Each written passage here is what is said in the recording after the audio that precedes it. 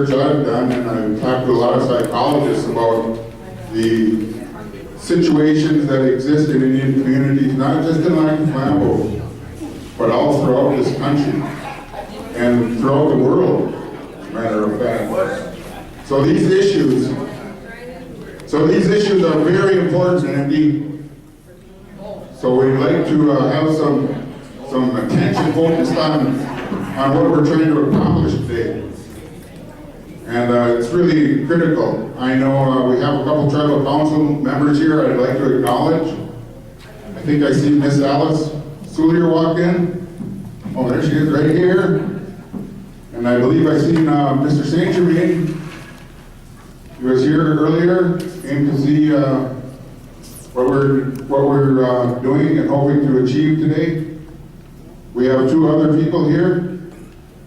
Ms. Tanya Wanadijik, representing the Rosette Law Firm, who would be instrumental in writing whatever type of draft things that we may get to today. We also have Mr. Ryan Champagne, who the tribe has hired to facilitate an analysis of the current programs and infrastructure we have to deal with issues in our community. And it's a pretty comprehensive and demanding project that he's involved in. So after we get done with our prayer and the smudging, hand off the back with everyone, please. And me and another young gentleman here will do this prayer at this time.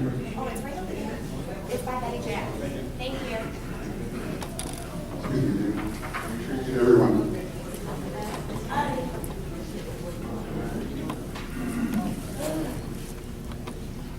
Mr. Bob, Tom, excuse me. We do Tom? Okay, we're going to tag team this prayer. Mr. Tommy Williams and Mr. Richard Jack, we're going to do our tobacco offerings. Being the Kuchigimin, same on Ajay, Manadu, Chimanadu, Odapanana, same on Kapaminagut, Kakinagegu, Anishinabe, Gowan. Great Spirit, we offer this tobacco given by all of our gathered here. Meshumasanane, Apegashidash, Ikuya, Kusudun, Kakinagegu, Jichigamin, Nungum. Grandfathers, we humbly ask you to correct all the things we do here today. Minawa, Ikuya, Kasadun, Dipwa, Pengashamokaya, Debitian. Also correct what we do before they go across to where you live. Oh, I don't know. Meshumasanane, Minawa, Odapanana, Seman, Kakinagegu, Venetia. Grandfathers, also this offering is for all the birds that fly. Minawa, Kakinagegu, Oasia. Also this offering is for all the wild animals. Minawa, Kakinagegu, Igunia. Also this offering is for all of the fish. Odapana, Minawa, Seman, Kakinagegu, Bibosewan, Anishinabe, King. Grandfathers, bless everyone, 4 times for each direction. This is all. Thank you. That's not quite correct, but we will continue on. We offer this tobacco for every living thing who walks the earth. Mishuma Sanane, Kapigashidash, Mishkawazin, Kakinagegu, in the way Magnadu.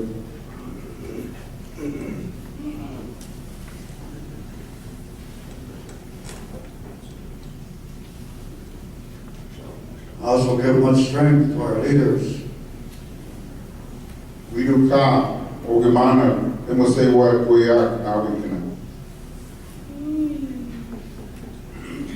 Help them to walk straight in the middle of the road.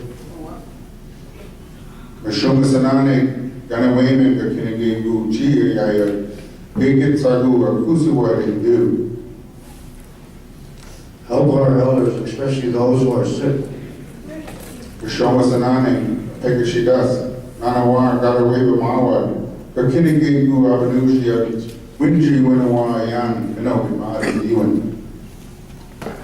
Grandfathers, we ask that you look after all the children so they will have a good life.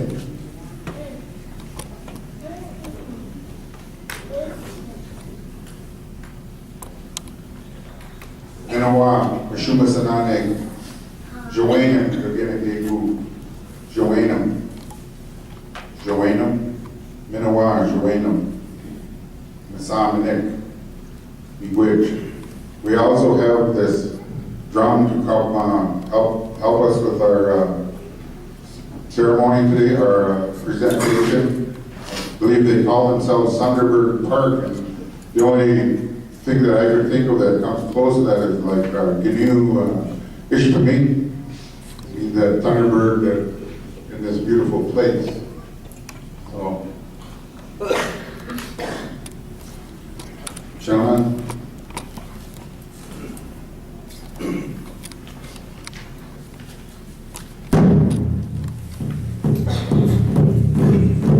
Please stand up.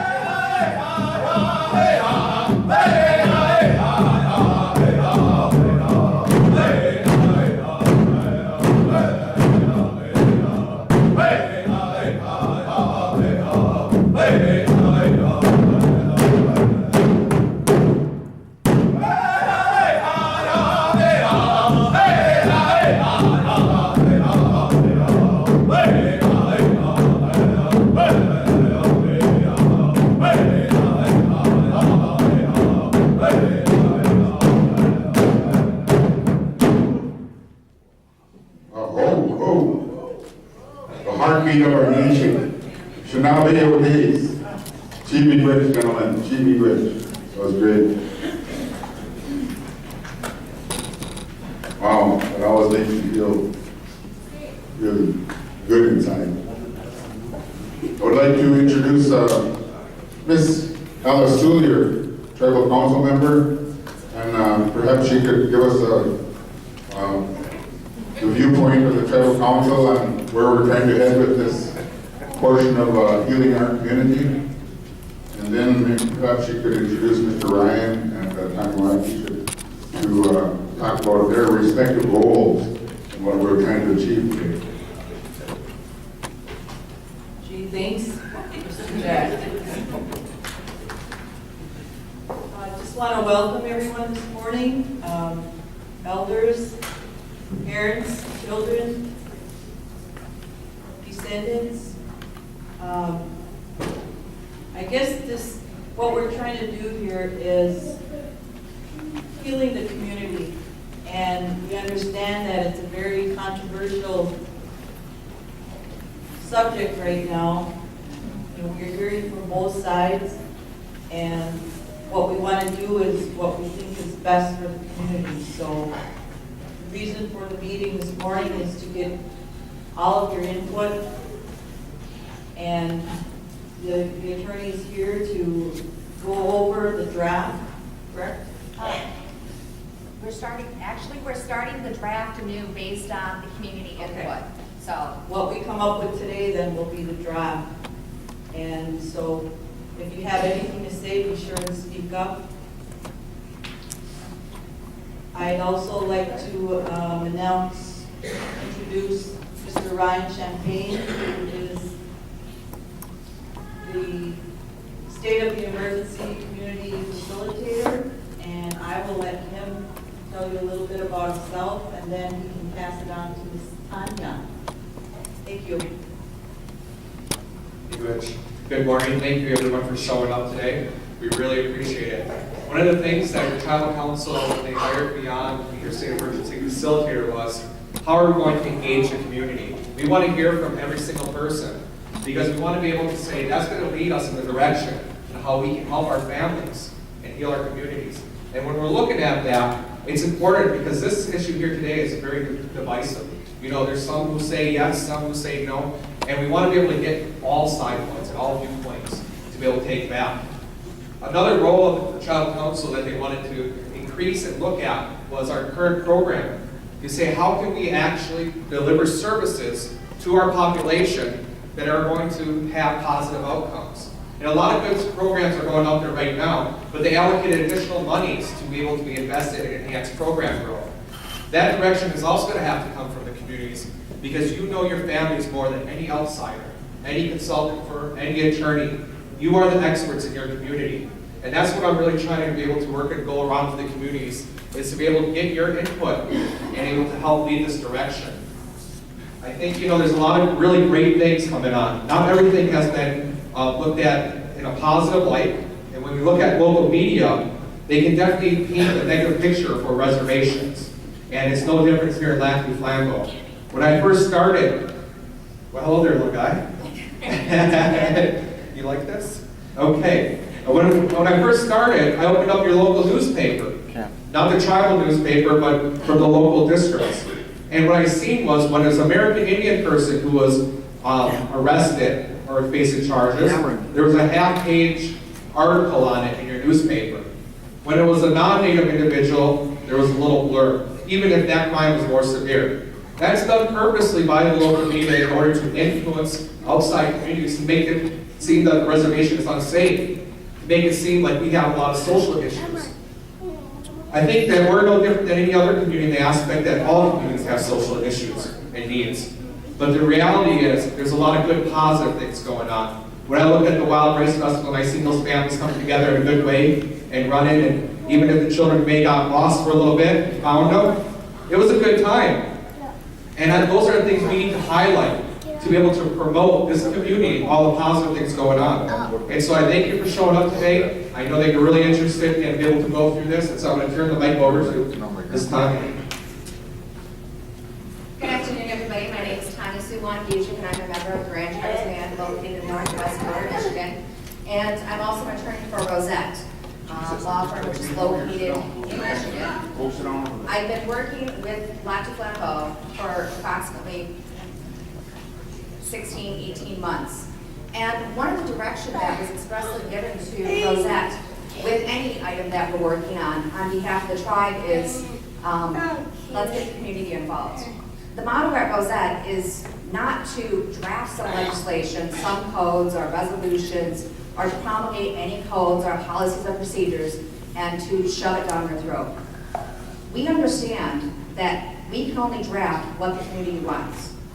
We are here to listen to what you have to say and to take this code and to develop it in any direction that the community wants. Now, I know there have been a lot of questions that have been posed to me within the last week as to, can we get a copy of the draft code that was initially presented to the tribal council? At the tribal council meeting, when we presented that in the end of September, it was mentioned to us that, you know what, we're moving too fast with this.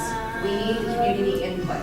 We need to hear what the tribal members have to say. This code needs to be a reflection of the culture, the community, and the people, and what the needs are.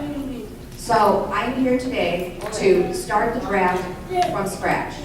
What we're going to do today is we're going to discuss different topics of the draft, including, let me move on to this slide. For part one, we're going to discuss some elements that we presented for you, including the history of where the ideology of history or exclusion removal and or banishment came from. We're also going to talk about the effects of exclusion and removals on any society, but with a specific focus as to this tribe. We're also going to talk about the current Lac du Flambeau Constitution and where various constitutional provisions empower the tribal membership to enact ordinances and codes and policies and procedures. From there on, we'll discuss various concepts of separation of powers and what branch of government is authorized to go ahead and enact this code. And then finally, we'll talk about the effect on tribal member status that the banishment code will have. Now, I'm sure a lot of you have been familiar with horror stories of banishments in other tribal communities. Some tribal communities have elected to equate a banishment to a disenrollment. And I'm here to clarify to you today that banishment in no way will affect a tribal member's disenrollment. That is not the purpose that I have been directed to work for you, and that's not the intent of the tribal council. The tribal council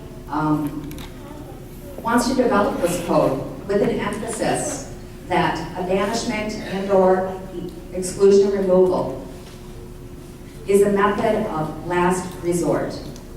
The focus of today's meeting, including the various provisions within this code or draft that will be developed, is to look at preventative and rehabilitative measures, which is why we have Mr. Champagne working with us today to look at not only this piece of legislation here, but what we can do as a community here at Lac du Flambeau to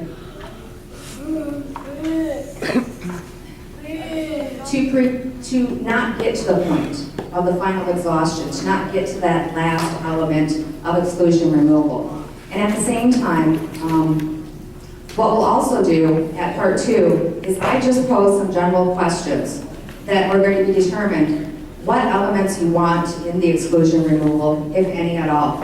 We're going to look at the bodies that can effectuate the exclusion removal. We'll examine whether or not you want to have hearings to do an exclusion removal and how those processes will be laid out. We'll also look at, what services do you want to provide? And then finally, in part three, Mr. Ryan Champagne is going to be conducting some breakout sessions where we're going to ask you to separate to small groups and look at some items as to what you think this code should be and the process of drafting the code. So with all that said, I am here to work for you. I am here to develop this code based on what you want. Should the tribal membership decide to pass this by tribal referendum vote, that's what we'll present to council. Should the tribal membership decide that they want the tribal council to just pass this by resolution, that's what will happen. There's a lot of open avenues into development and the processes to which this code will address. And we're going to start to flesh that out at this first session. The following session, I will have a tentative draft available for you. We'll also have some memorandums and some FAQs based on the questions that you pose at this session. And or I'm also going to give you an email address. So if you have any questions that you'd rather not pose here and now today, but just, deliver to me via email, I can address those also in written format.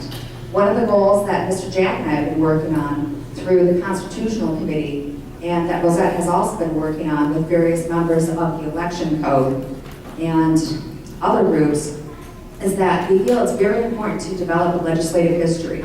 This is the first step in that legislative history.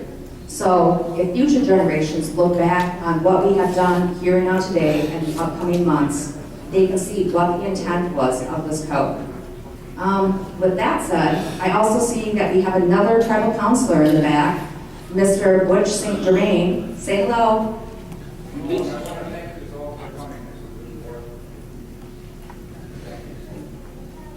Did you want to say anything? We can bring a mic back to you, or you can karaoke.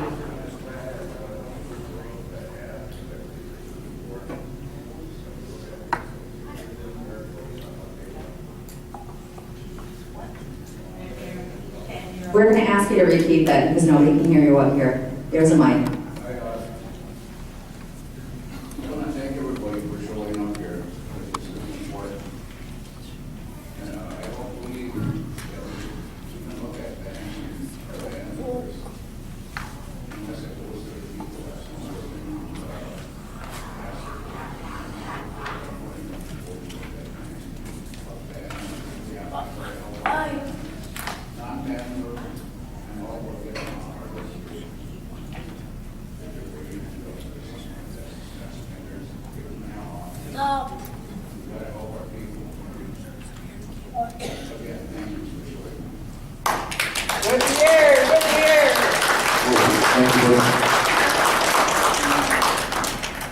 So with that said, we'll move on to the part one. Also, we remind everybody to come in up front and sign in. I think Miss Betty Jack has a list in terms of the free play, and she also has the list for the meal voucher. And I see we already have some questions, which we'll move to.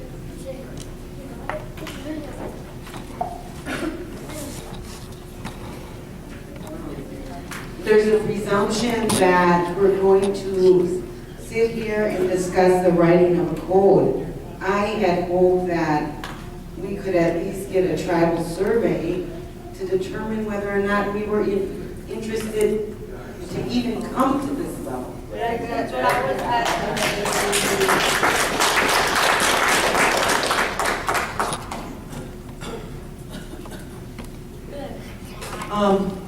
First of all, the nation building education sessions we've had is separated from this.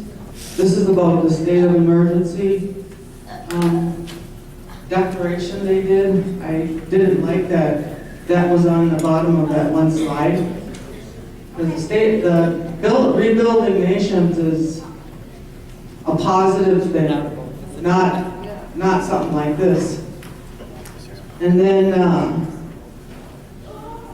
I want to thank Alice and Bush for showing up, and I know there's one new council member that wasn't part of signing that banishment letter, but I think something as serious and violating a person's human rights, that they should have been here, that's really disrespectful. And this displacing, some of the tribal members, especially my cousin Sue Vasquez, that still hurts. She's living in some little chicken coop in Woodruff. And I want to be careful when we talk about banishment versus disenrollment. That's just a smoke screen. it'll end up as banishment, but then get turned into disenrollment. Exactly. And then, if I'm correct, that for something to be an ordinance, it has to go to referendum, not it can't be a resolution.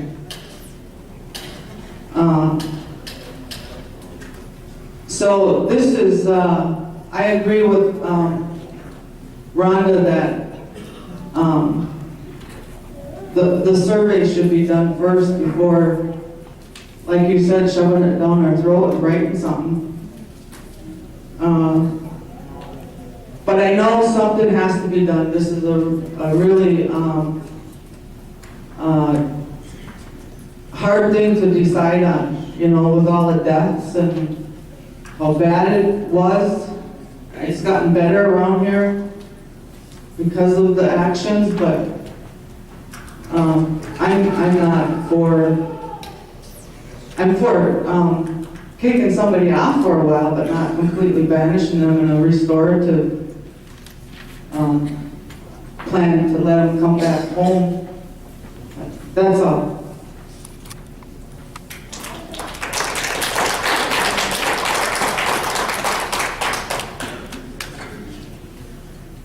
Hi, my name is Patty Batiste. I don't believe in this banishment. I don't believe in giving our kids a hard time when they grew up like this. Not because of the system, as far as tribal culture goes, as the parents have lost their rights. When I moved back to Flambeau, where I was living in Ashland, I got good reports from my kids. One report, I still have it. Philip John comes from a good family foundation. I came home, Philip John ended up in his room every day for no reason. He was stopped, the first time he was stopped on the streets by a cop, he was only 6 years old and he put him against his squad car. Got him mixed up with one of Patty's children.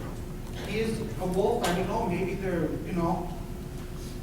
But the fact is, I started going to school with my kids. I started, instead of letting me away with putting my kids in the room, I started volunteering. I was volunteer of the year when my kids went to school, and I've seen a lot of things that happen. What we need to do is get back into raising our own kids. I heard psychologists and all this are trying to tell us what to do. Why won't we talk to the parents?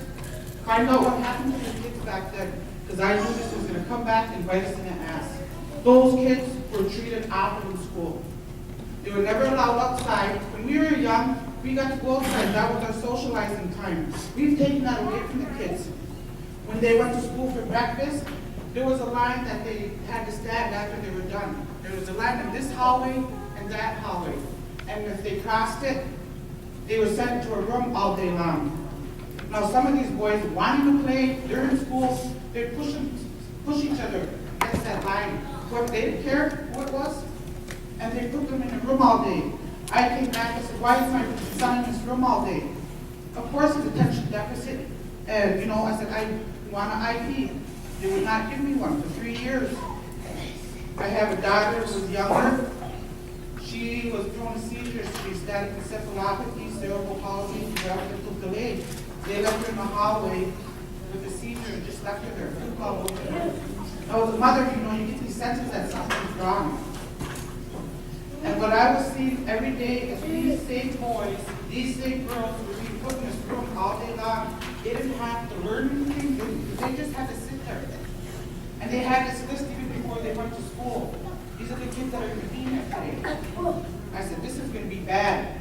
I said, they're going to go to high school. They're not going to know how to learn, how to read, write. They were to school not knowing none of that. They were pushed to the school. I said, why is this happening? And they had an all-passing policy. All you had to go do in school was to eat, breathe, and that was about it. And they pushed these kids to school. They were able to pass. And some of the atrocities I've seen, kids being manhandled.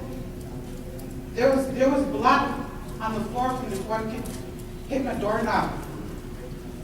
And I hate to say it, but the parent took this kid out of school, took him to Rhinelander.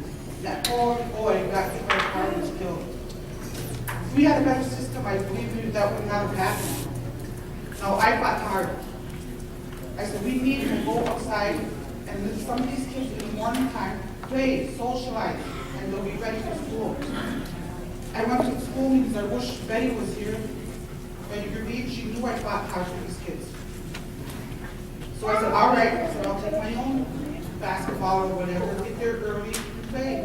We were told to get out of the playground. I said, I'm here with my son, my own equipment. But yeah, we were told to get out of the playground and get your kid in school. So I did what they said.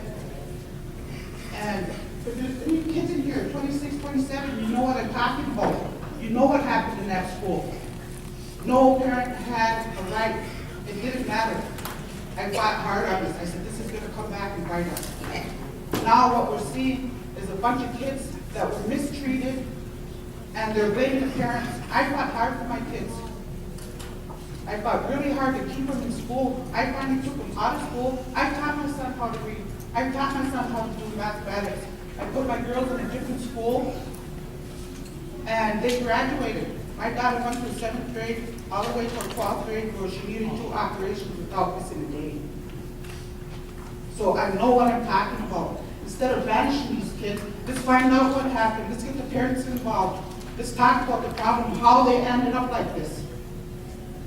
Because 2 wrongs don't make a right. And we need to take some of this power back. I don't care if our kids are 26, 27 years old. We need to talk to these parents. We need to talk to these kids what happened to them. And instead of banishing them, let's apologize. Let's start from there and get them the help that they need. Maybe a Apollo, some sweats. Let's get all this hatred out of them. Because I see what happened in that school. And I stood alone, but I got my kids the help they wanted because I stuck by them. I didn't listen to the school saying I didn't have any rights. I did have rights, and I used whatever I can to make sure my kids got an education. And they all graduated. But before we start this banishment, you need to find out how this happened. What happened to those kids? Because I know a lot of them. I see a lot of these kids out here in town and all that, and I remember the little kids sitting in that room every day. Every day. And you need to question, why are these kids going to high school? They don't know how to read and they don't know how to write. What is happening in our school system? We let, no offense, sir, but we let all these people come in here and tell us what to do with our kids. These are our kids. Let's solve our own problems. We don't need to hire anybody to do that. We have a voice. Let's use it.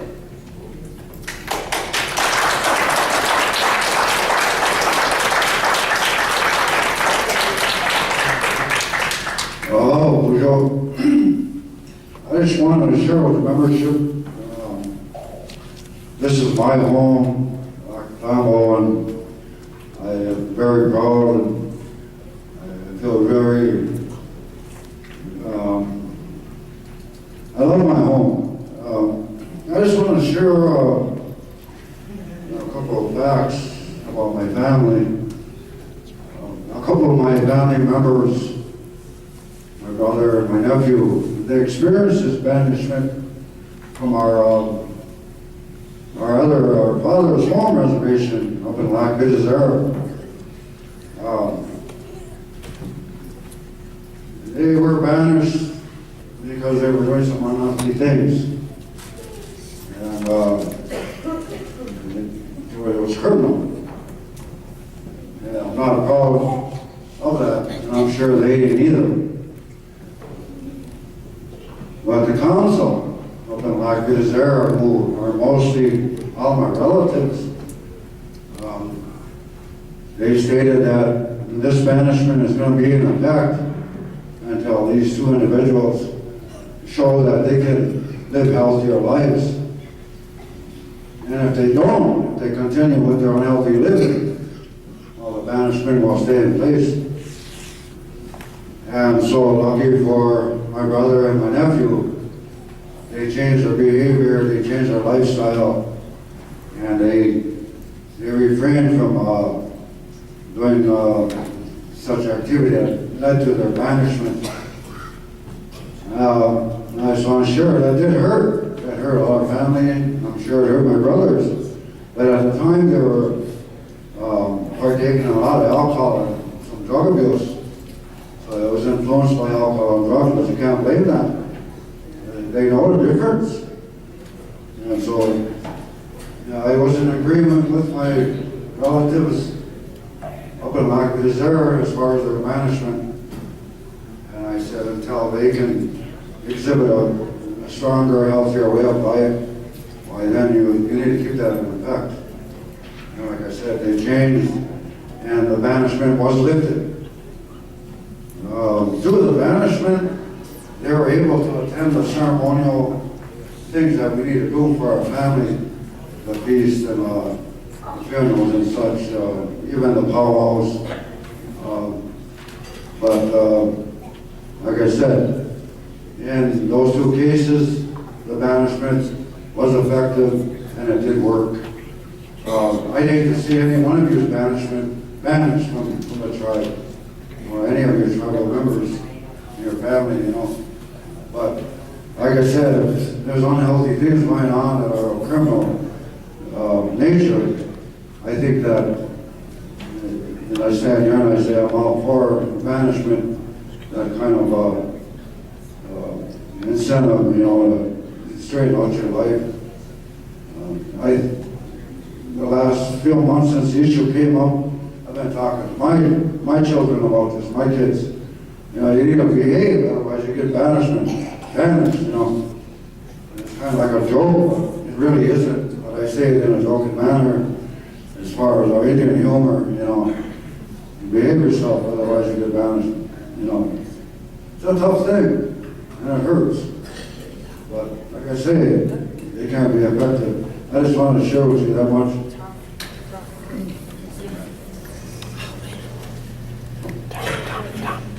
Yeah, I think that a lot of people have interpreted this banishment as everybody's going to be thrown off forever and maybe taken off the rolls and everything. But when this first came up, it was for, they hoped to have people banished for 5 years, no per cap during those 5 years. Now that to me sounds like a pretty good incentive for thanks, Lucy, but for banishment for these people that are still using, or selling, and killing other people with all these drugs. Our dealers that are tribal members. I know I have relatives and friends that are doing this stuff. So I think that scaring people with banishment has started to work already. It's not even. I think that some people are taking a look at their lives and stop using, and stop abusing, and stop killing our people. This is what it's all about, people. It's about killing our people. These drugs that are out there are doing their job and slowly killing everybody. Not everybody, but those that use.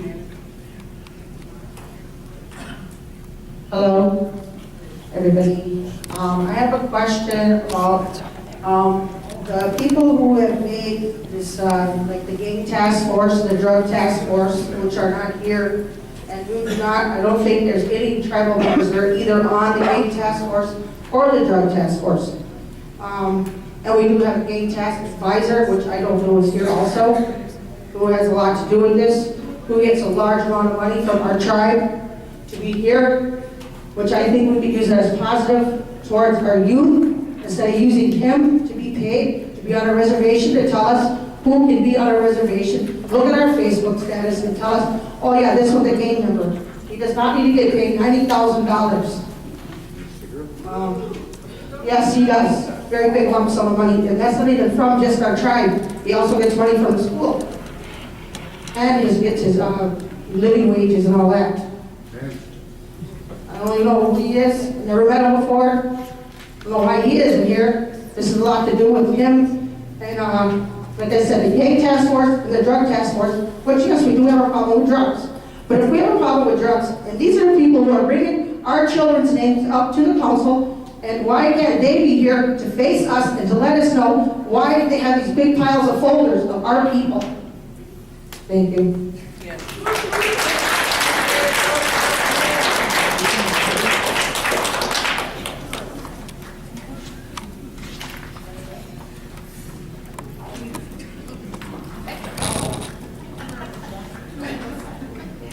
Yeah, I just had a question.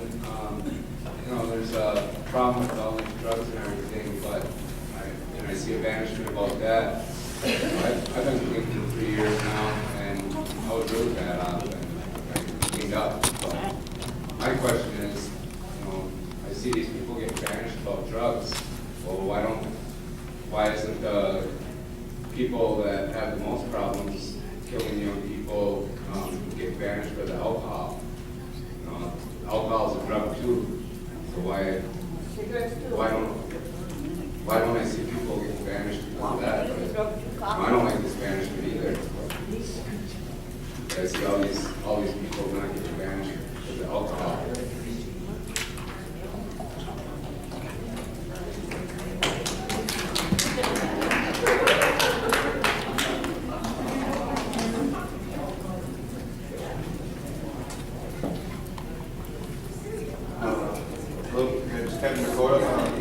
Kind of go along with what Bro Steve said.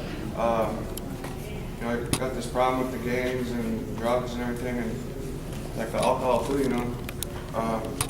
Like about like other crimes and other offenders, like sex offenders and repeat offenders against any crime, that are making us look bad, long. As far as I know, like a long time ago, anyone that put the tribe like in any danger or anything like that, affected the tribe in any way, they would get together and vote to, cast a member out.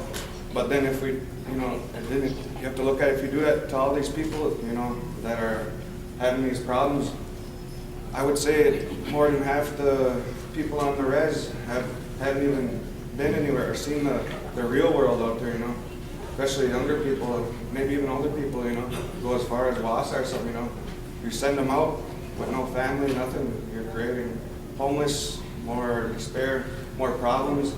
What if then people hold a grudge and come back, like revenge or something, they're gonna feel that, and that might just continue, even with their family, that family member that's sent off the res. What about their family here? It's just gonna create more problems. Not just focusing just on drugs or gangs and everything, but there's also other people that do things, like I said, like sex offenders and rapists and stuff. What about them? Are we going to send them out too?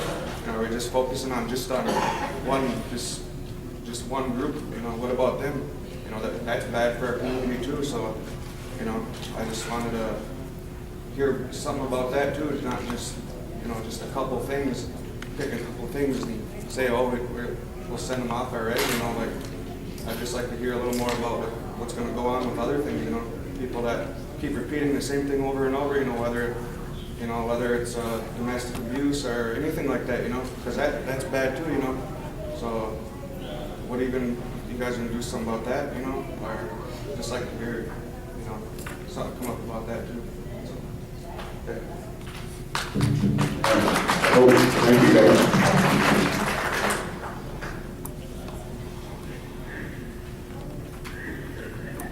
Just to, go off what Mr. Dakota had said here, this code isn't specifically and solely exclusively focused on substance abuse issues. The code can be whatever you want. I know that there's a lot of other tribes that have effectuated banishment for individuals that are desecrating cultural sites.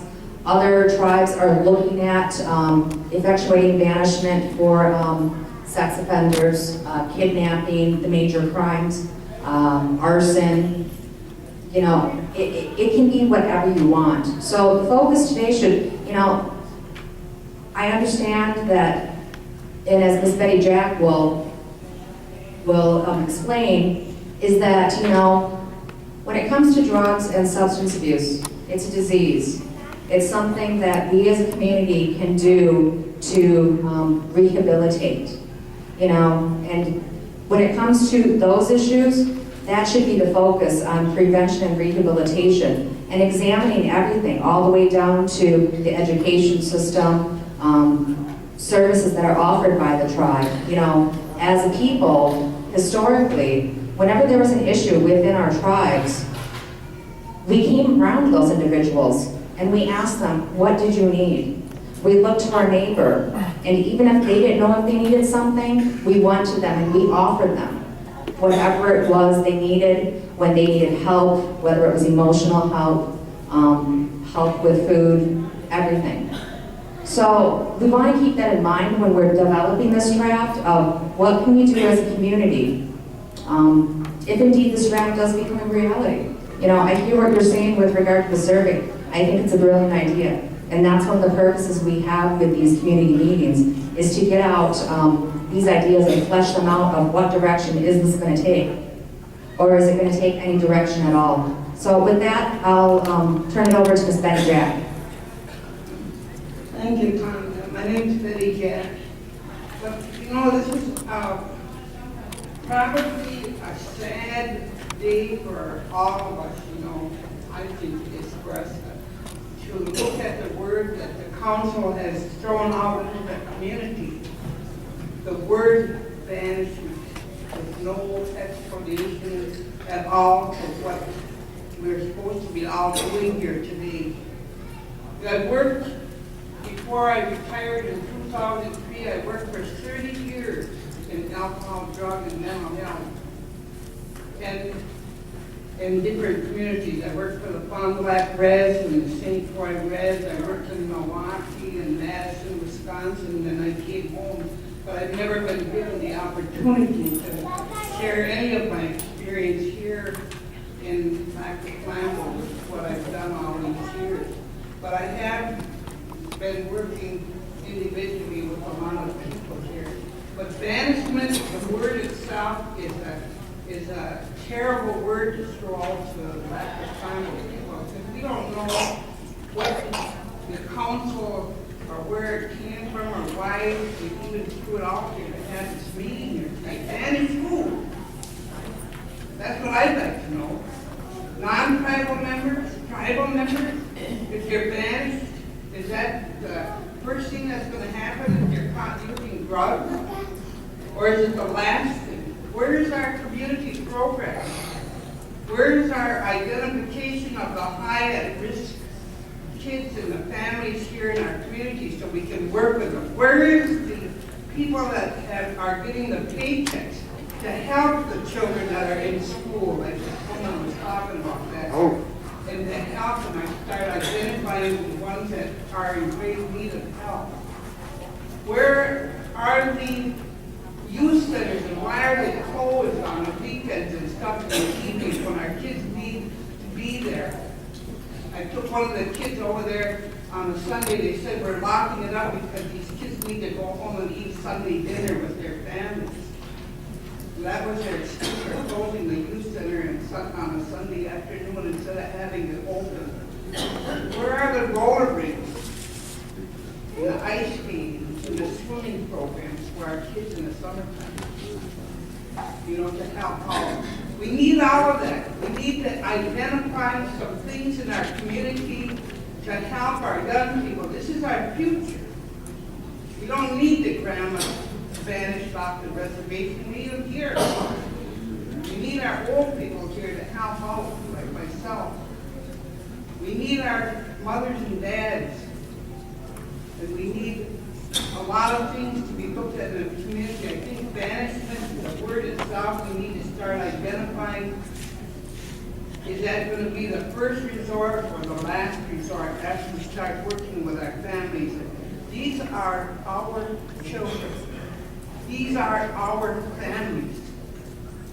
These are the ones that is going to run our reservation. These are the people that are going to take care of us when we get old and help us out in our community. We need to take a hard look at this banishment or whatever the codes are or whatever they're going to do and start saying no they're not going to banish tribal members. What does that mean? Does that mean you're going to get thrown off the reservation and you no longer can use our health services, Indian health services, to provide for your health care? One of our old ladies that was caught up in the system, even though she was not on the housing, our elder, she was in Weston Hospital with a heart surgery 1 week before she was banished with the rest of her family. Another old lady I mentioned, or somebody mentioned her name in here, she could barely walk. She was caught up by banishing her along with her son who was using. I think that's sad when we don't have some kind of definite plans on what this all means to each and every one of us that are in this room today. We need to talk about that and start identifying some things that we need to do prior to anybody even going through. And I've had the council banish our people. I don't think so. I think it should go, if it's going to be happening, it should go through some kind of legal system, and it should be researched, and you have to look at family systems and see exactly what's happening within that family system before anybody's taken on.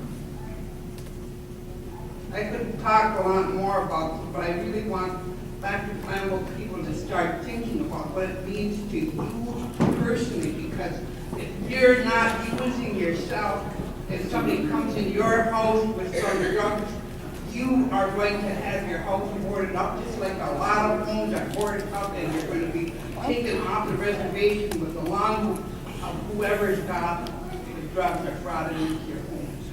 They don't care. And we need to have a plan. Thank you very much.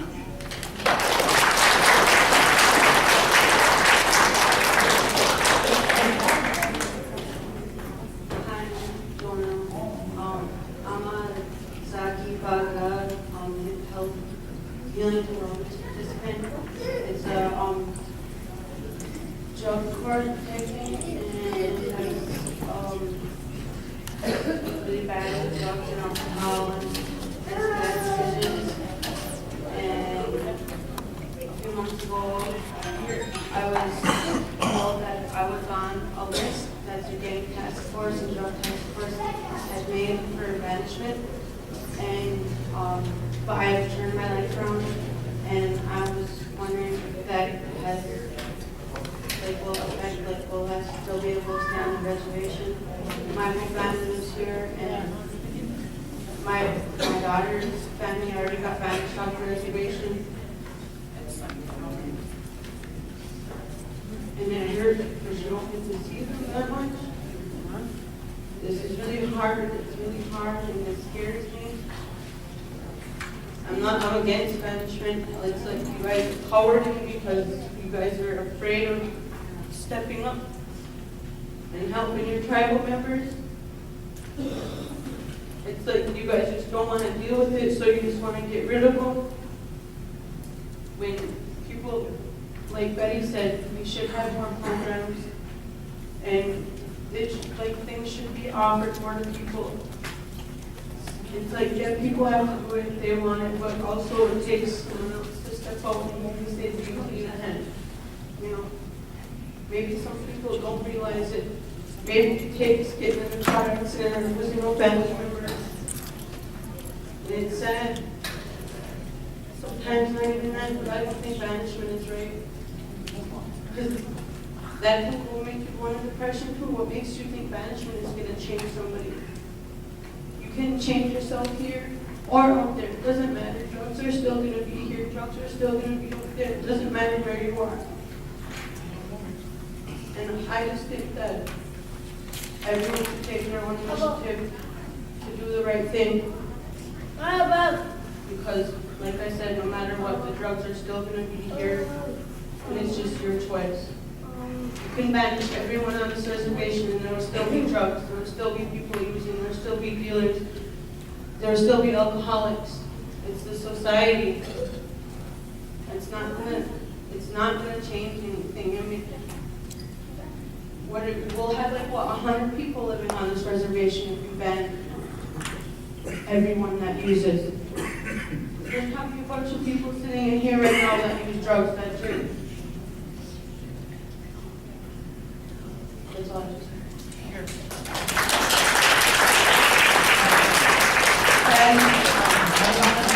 I'm gonna quote Mr. Jack here. A long time ago, when my little girl was young, she had very long hair. It was down to her ankles.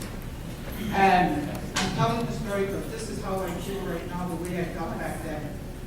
She came home from school and she had her hair was out right here. It was in a ponytail. And I always sent my girls to school with braided hair. I said, what happened? So it's teachers, because she couldn't talk to the teacher. I could understand what she was saying. And I went back to school. I said, why did my daughter come home with her hair unbraided? Here, Mr. Zebart took my daughter's hair out so he can measure it. And back then, when we were growing up, the worst things you can do was cut a kid's hair, even touch it, call somebody a dog. Remember that?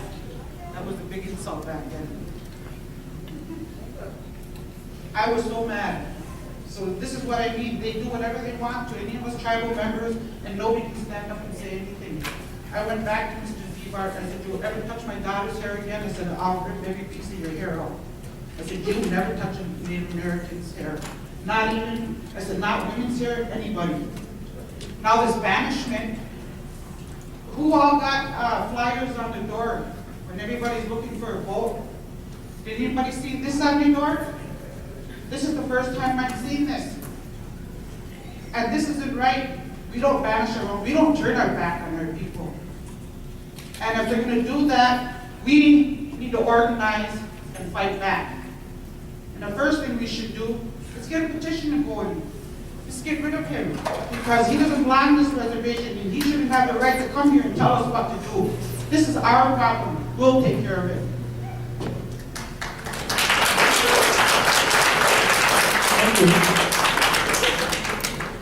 Can I go now? No. I expected some real strong voices today, and I was hoping Virginia would voice her strong voice like she usually does. And what she told me on the side is that there's a lot of abusers and a lot of family members of abusers that are going to be against banishment. No, I didn't say that. I didn't say that. I didn't say that, I okay? just believe that we shouldn't banish our people. Okay, and I didn't say we should banish our people either. What we're looking at is just looking at it, okay? I want to clarify a couple of things. We keep talking about a situation where a lady was banished from the reservation. That's not true. There's a couple different things going on here. As far as housing houses go, that's not our decision to board up houses. That's right in the housing leases that people have. And whether we like that or not, it's there. In the community, a lot of things have been going on for quite a while because people didn't want to deal with it. And I'm not saying I definitely not for displacing families from homes. I can honestly say that. But hold on, let me finish, Patty. I listened to you. Where today is not the day to come and attack me as a council person, because Patty, let me finish. The housing committee is the tribal council. So they're the ones that. So that's not the reason why I'm here today. I just want people to know that things have to change. And part of what's going on in this community is change. Banishment, if people are strongly against it, it's not gonna happen. It's not something that we're shoving down your throats. It's not, okay? I'm more for how can we get our programs working more together. People, you're right, people are paid to do programming in this community. Some things are not working. We're trying to figure that out. How can we work better together? How can we offer more services? How can we incorporate our traditions, our culture? You know, how can we do those kinds of things? So the only people that have been excluded from the reservation at this time are non-tribal members who had criminal records or whatever that were presented, and they were given an opportunity to do rehabilitation or whatever. It's there. It wasn't working. I don't know how many of you understand or even know about the synthetic marijuana that's rampant on this reservation.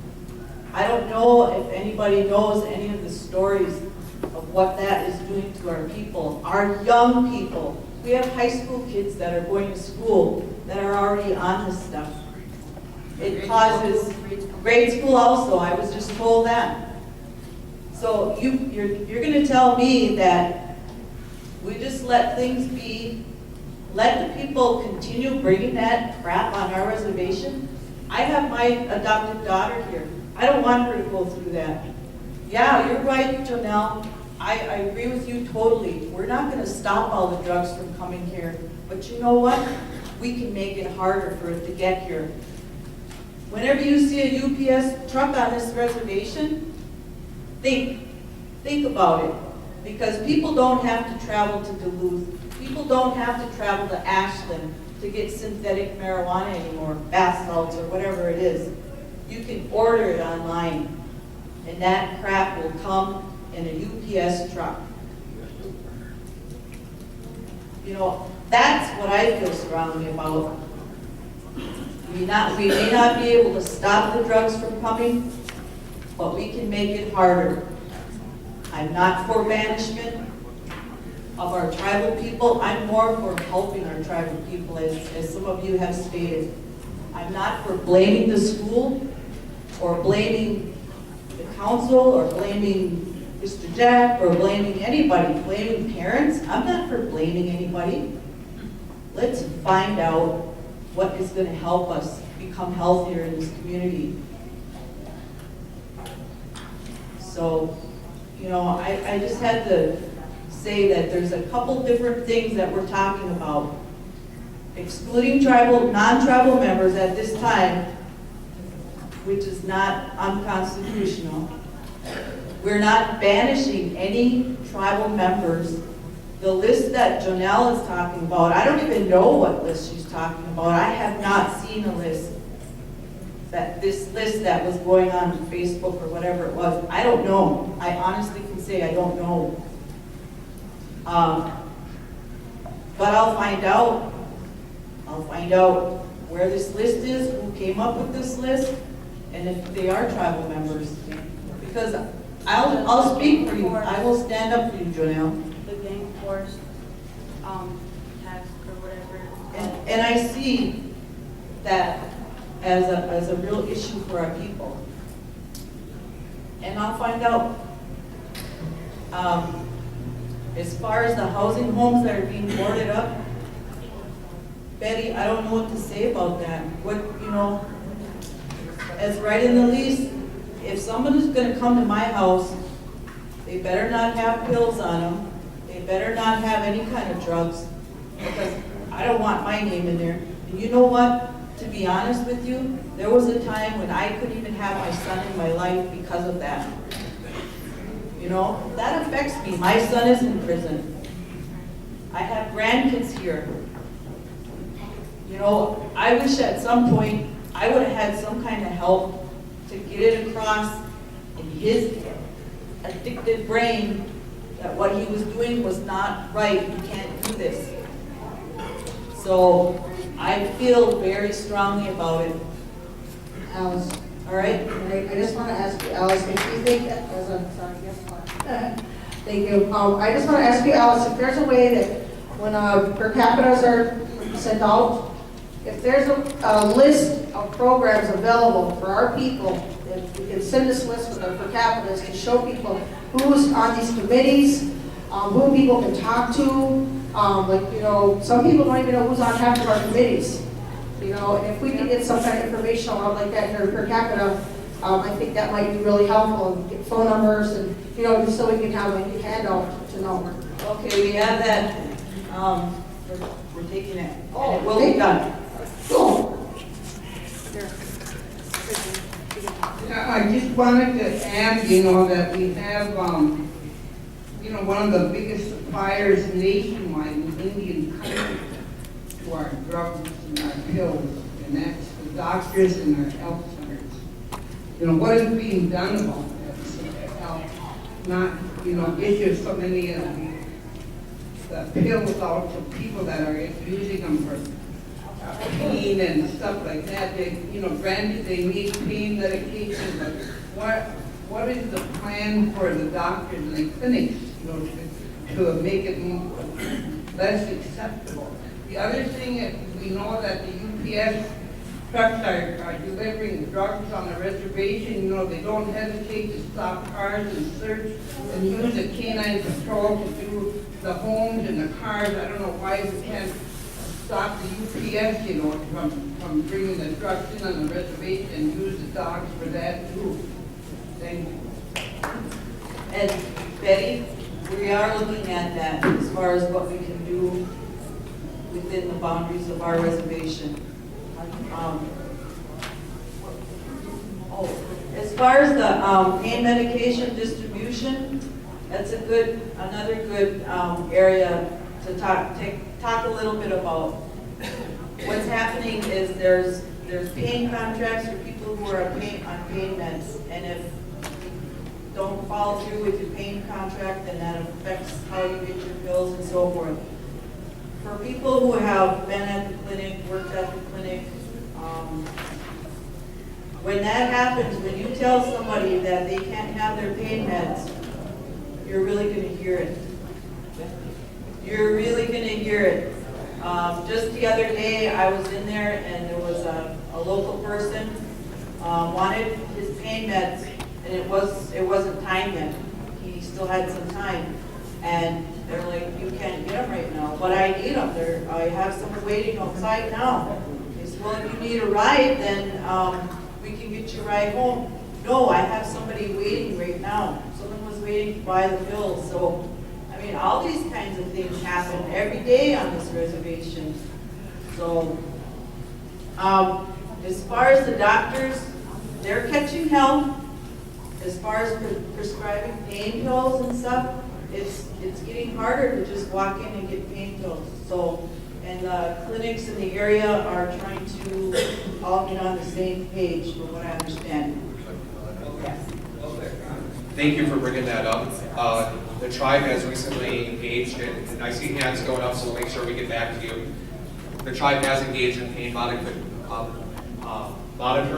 with the local counties, and so that database gets shared, and so that is an IHS on a national level trying to come down to local bands to be able to help reduce that. And so while that isn't 100% effective, they can see people shaking their head on it. That's what the health director has informed me. And so we put it up on the list to be able to definitely let it go through and make sure that we readdress that with the health director. And I want to thank you all for your comments, and we'll keep going. I defer to Tanya, right? Keep question and answers, or?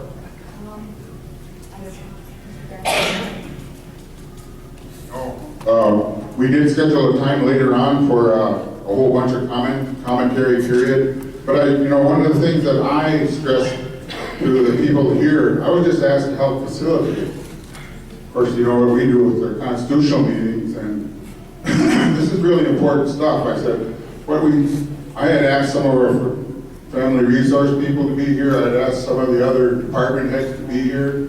So those are the kinds of things that Mr. Ryan has been hired to analyze why these things aren't working, because our own meta-analysis shows us that we do have 96 programs here, and yet the charts show a different story. We are rising in every known category at a disproportional rate. So something is not working. So we're going to get it analyzed, and we're going to hopefully come up with those recommendations to our council. So the discussion I had with our two people here was that you fail to understand that These forums here are for the people to voice their opinion also. This is a therapeutic thing. When we can voice our concerns in open, public, things that affect our families and members, these are very, very close and dear to our heart. So we will get back on the agenda. I want to take a few minutes to go out and air yourselves out in the hallway.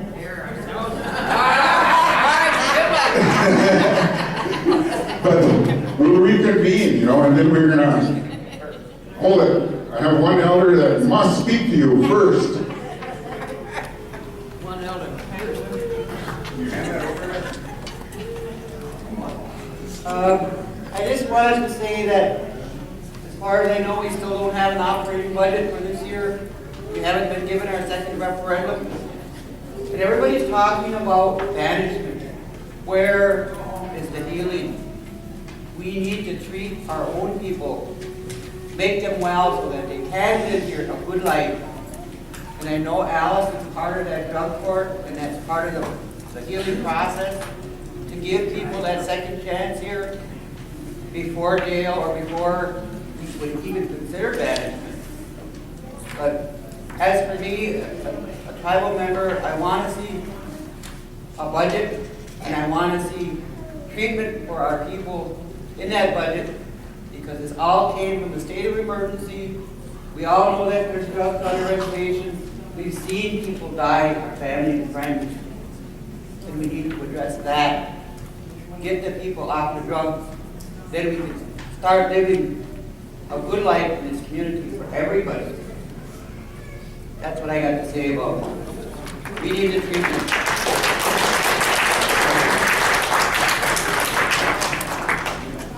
Okay, thank you. Please take about 10, 15 minutes. We'll make sure we call everybody in. And then we'll continue on with the agenda.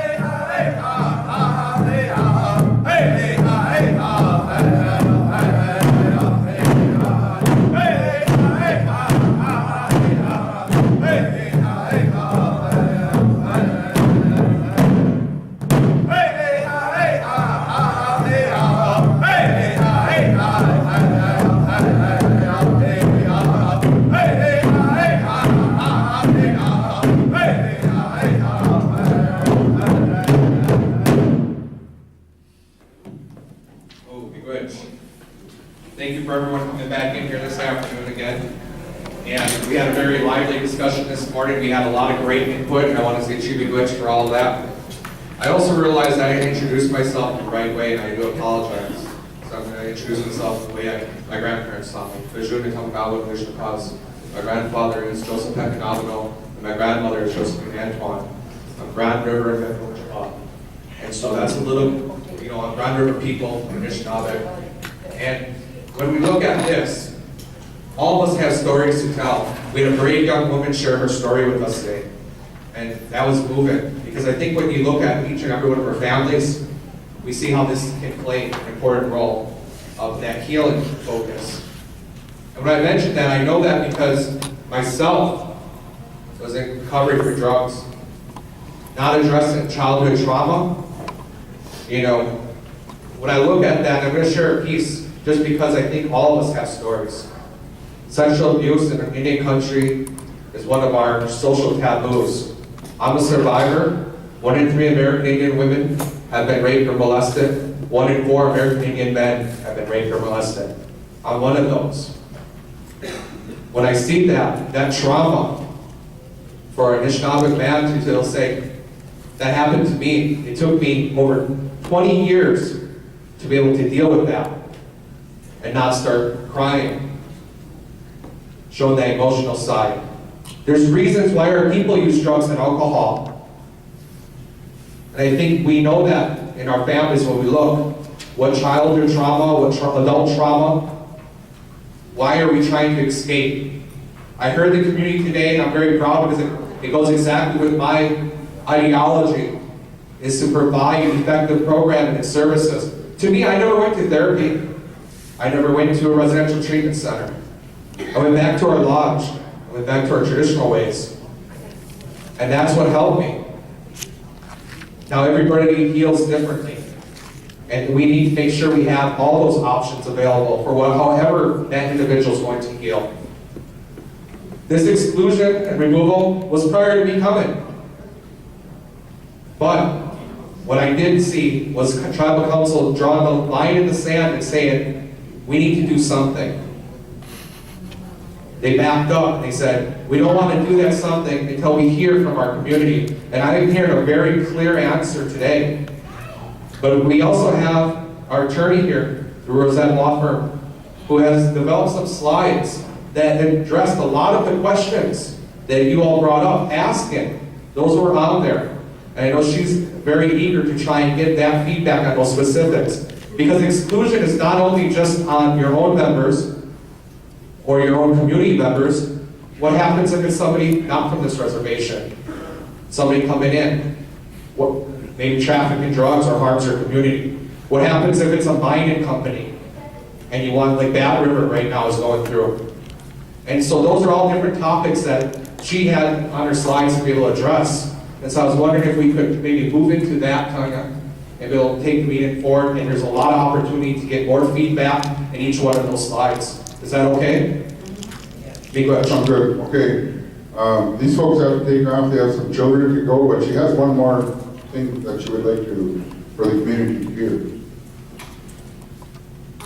I just want to say that about the banishment, I think instead of banishing our people, maybe we should start by making a banishment against alcohol, like at the smoke shop in the store, maybe banning that off the reservation rather than our people, because that's a start where the addiction and stuff happens. You see a lot more things happen when you're under the influence of alcohol. You see a lot of drunk driving car accidents that are fatal, and I think that would be a really big help in our community. That's what I'm saying. Thank you.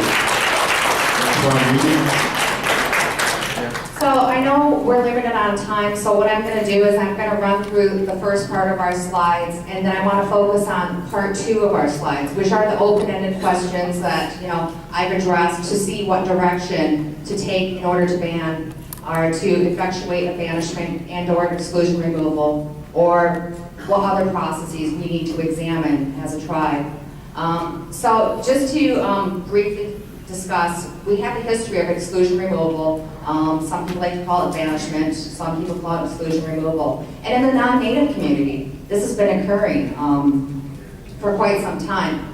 We have biblical references where Adam and Eve were actually excluded from the Garden of Eden. The early Greeks and Romans also partook in banishments and exile as a form of punishment for major crimes. The U.S. government currently, today, still practices the form of banishment through the immigration and deportation laws. They also practice it through the Adam Walsh Act, which is most commonly referred to as the sex offender registry, wherein they drafted out particular parameters of where individuals are legally authorized to reside and where individuals are not legally authorized to reside. State governments still practice banishment today, and that's a part of their sovereign rights. Some state banishments that we've seen in Mississippi, there's a case, Ham v. Mississippi. The court expressly addressed what circumstances is a state as a sovereign authorized to effectuate banishment and to exclude individuals from their state borders. The court stated that the purpose of banishing somebody must reasonably resemble the goals of probation, including that of rehabilitation of the offender, and that both the person being sentenced and the general populace must be served. Curiously enough, the state is looking at the same issues we're discussing today, which is rehabilitation. When does rehabilitation no longer become effective?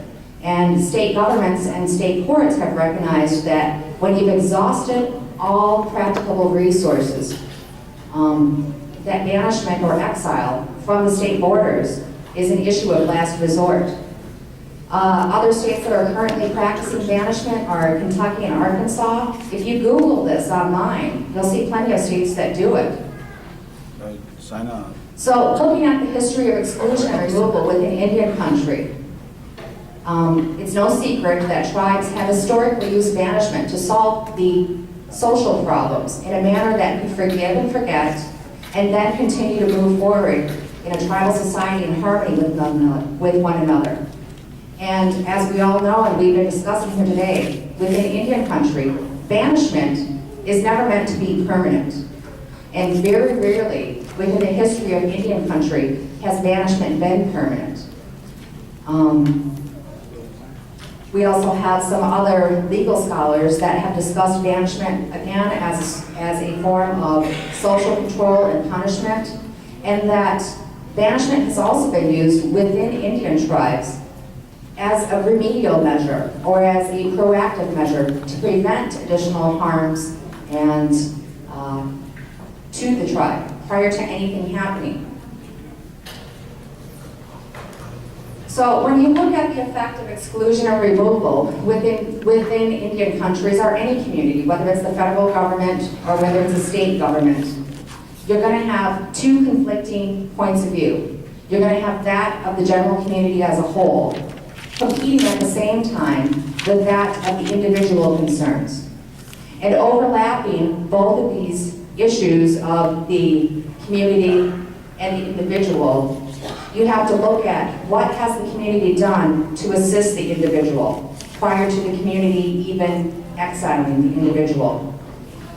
At the community point of view, you look at it in terms of social transgressions that threaten the cohesiveness of the community and weaken the tribe's ability to move forward and prosper as a healthy Indian tribe.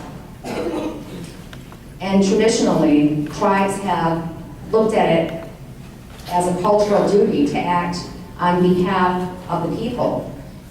Historically, exile, banishment, exclusion, removal has been done by the community. Some tribes still practice that as placing people before a group of elders or a council of elders. We all see forms of discipline within our own family units. You know, when I was a little girl, if I did something wrong, my mother would speak to me. If my mother was not present, my neighbor would speak to me. We had a whole community that works together to correct social wrongs.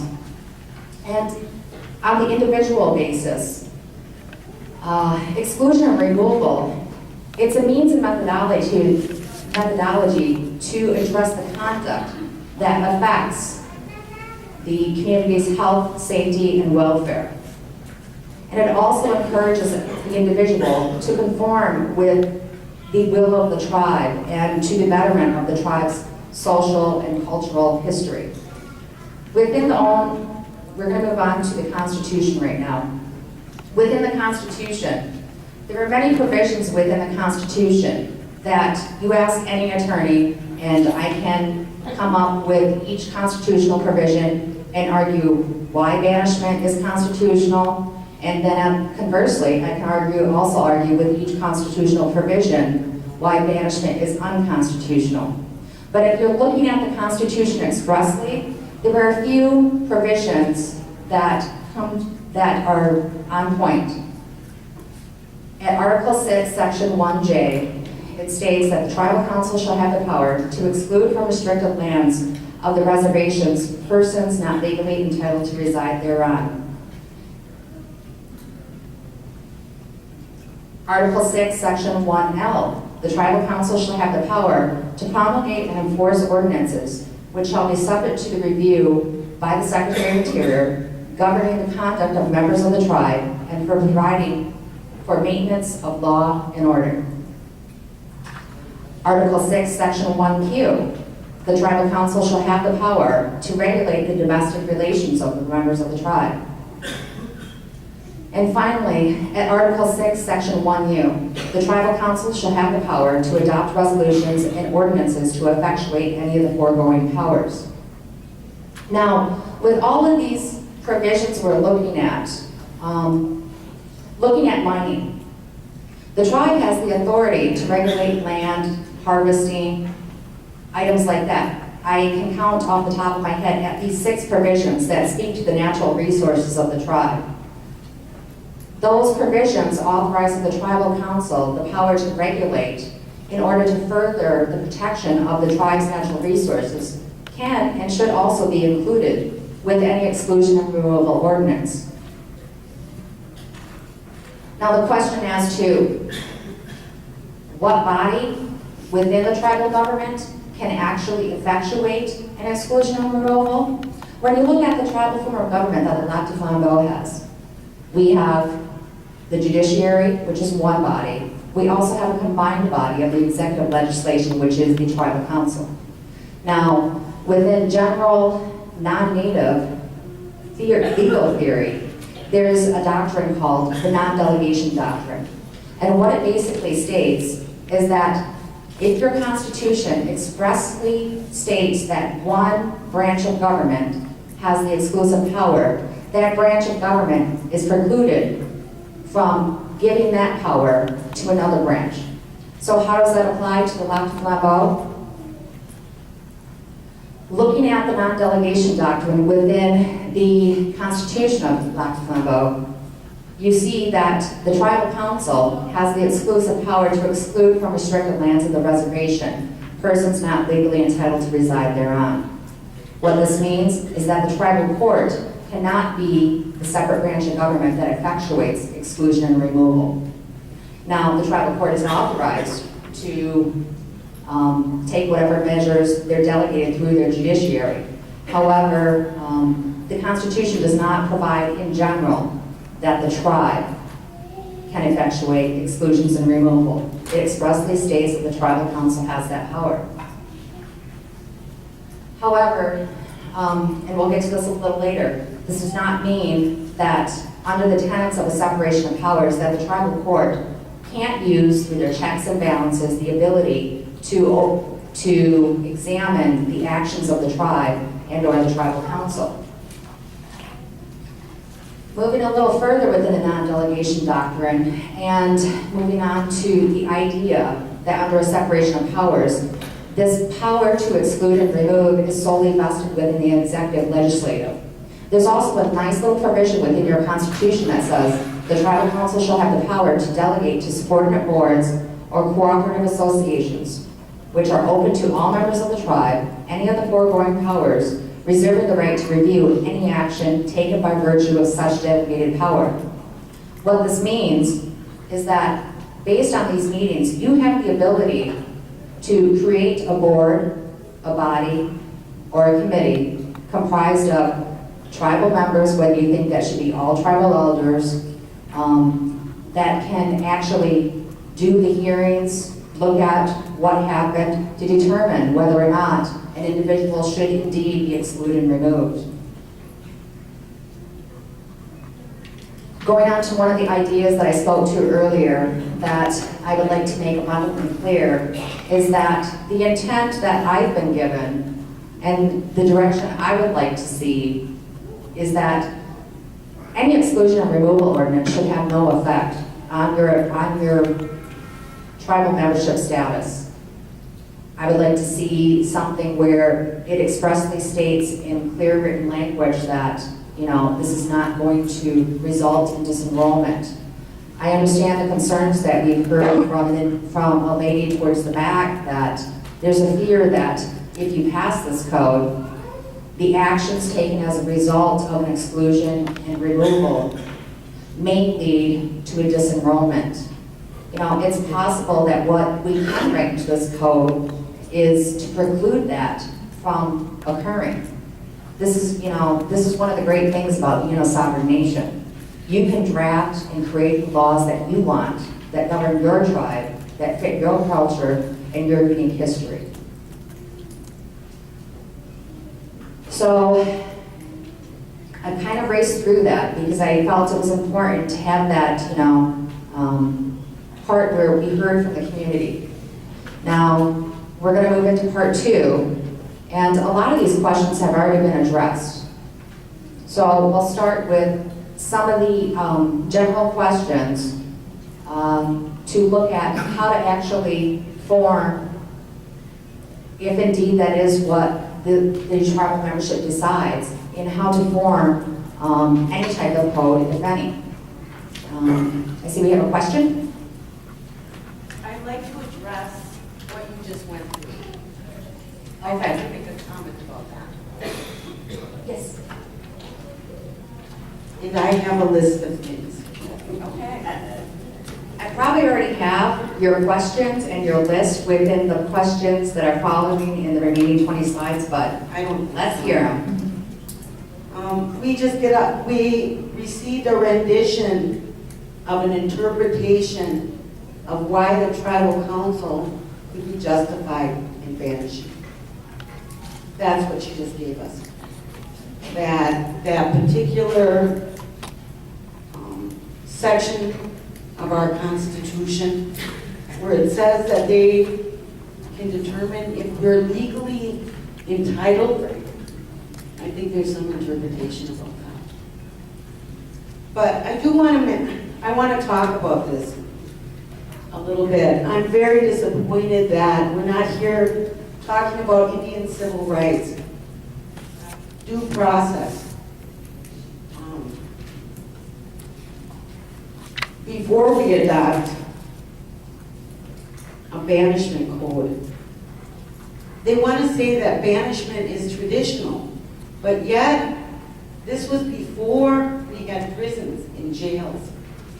Right now we're talking about being imprisoned in a state facility, a federal facility. We can be punished through Indian courts, and now we can be punished by the tribal council as well.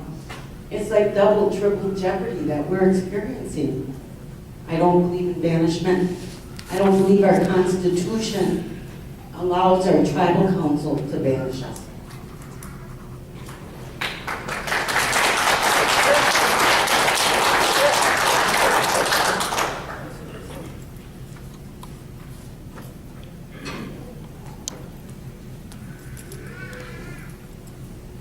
I think the consensus of the group here, we were not heard. Richard. I think we should just take a vote and everybody raise their hands and we want to go forward on this, because my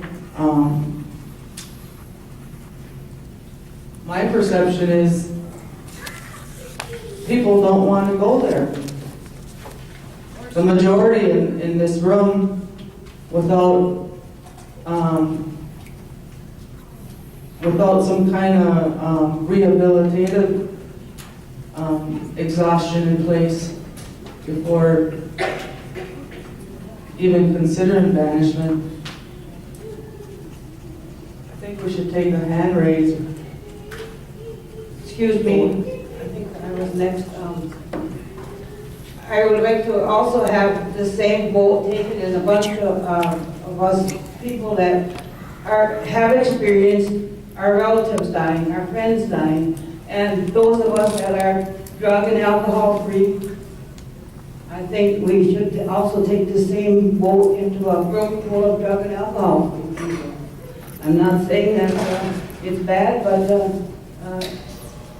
I also agree that we should not banish without exhausting that they can go through treatment, whatever. But I also believe that the threat of banishment is going to help this whole war on drugs thing.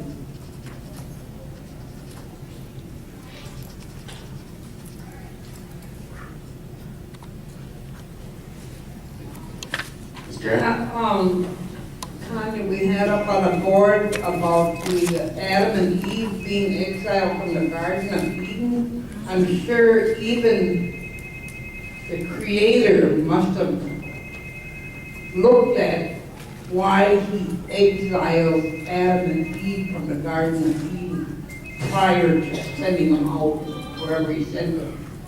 And I think that's what we're looking at, what Jean is saying, is that we need to look at all, and what Virginia is saying is that we have to look at all other methods, and then we also have to examine banishment, the word itself, and what it means to an individual or a family that's going to be banished or walk off the res.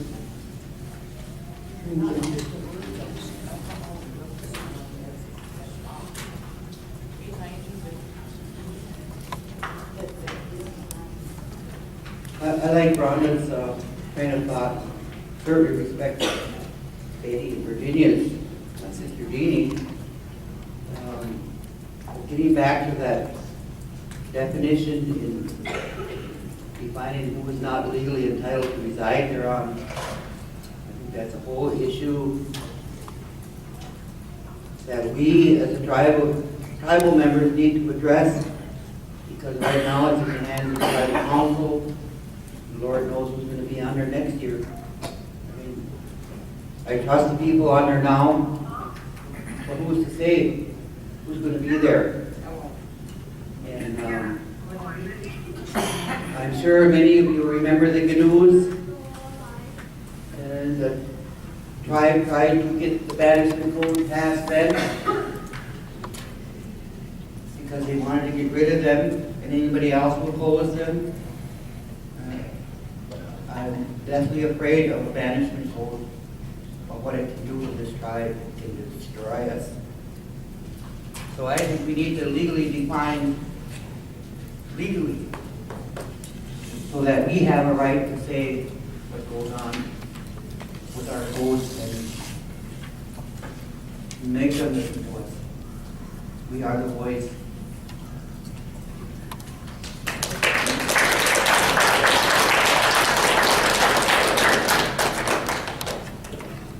Well, I guess we're hearing it loud and clear today. Betty, you have a comment? Can somebody pass that mic back there? I don't think that.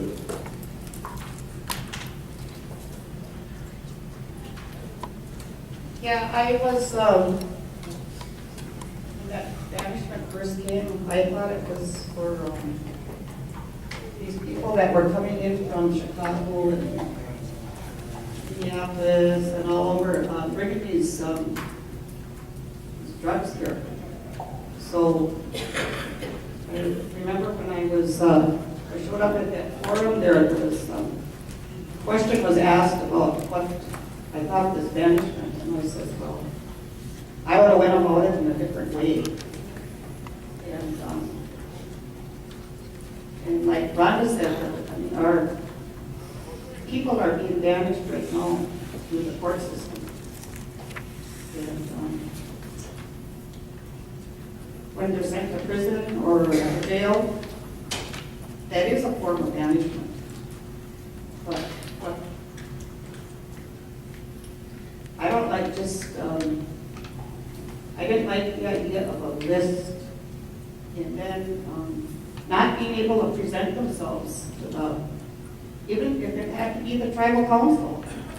But people have rights to defend themselves.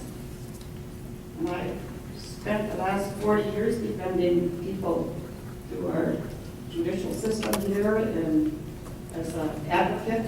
And people that have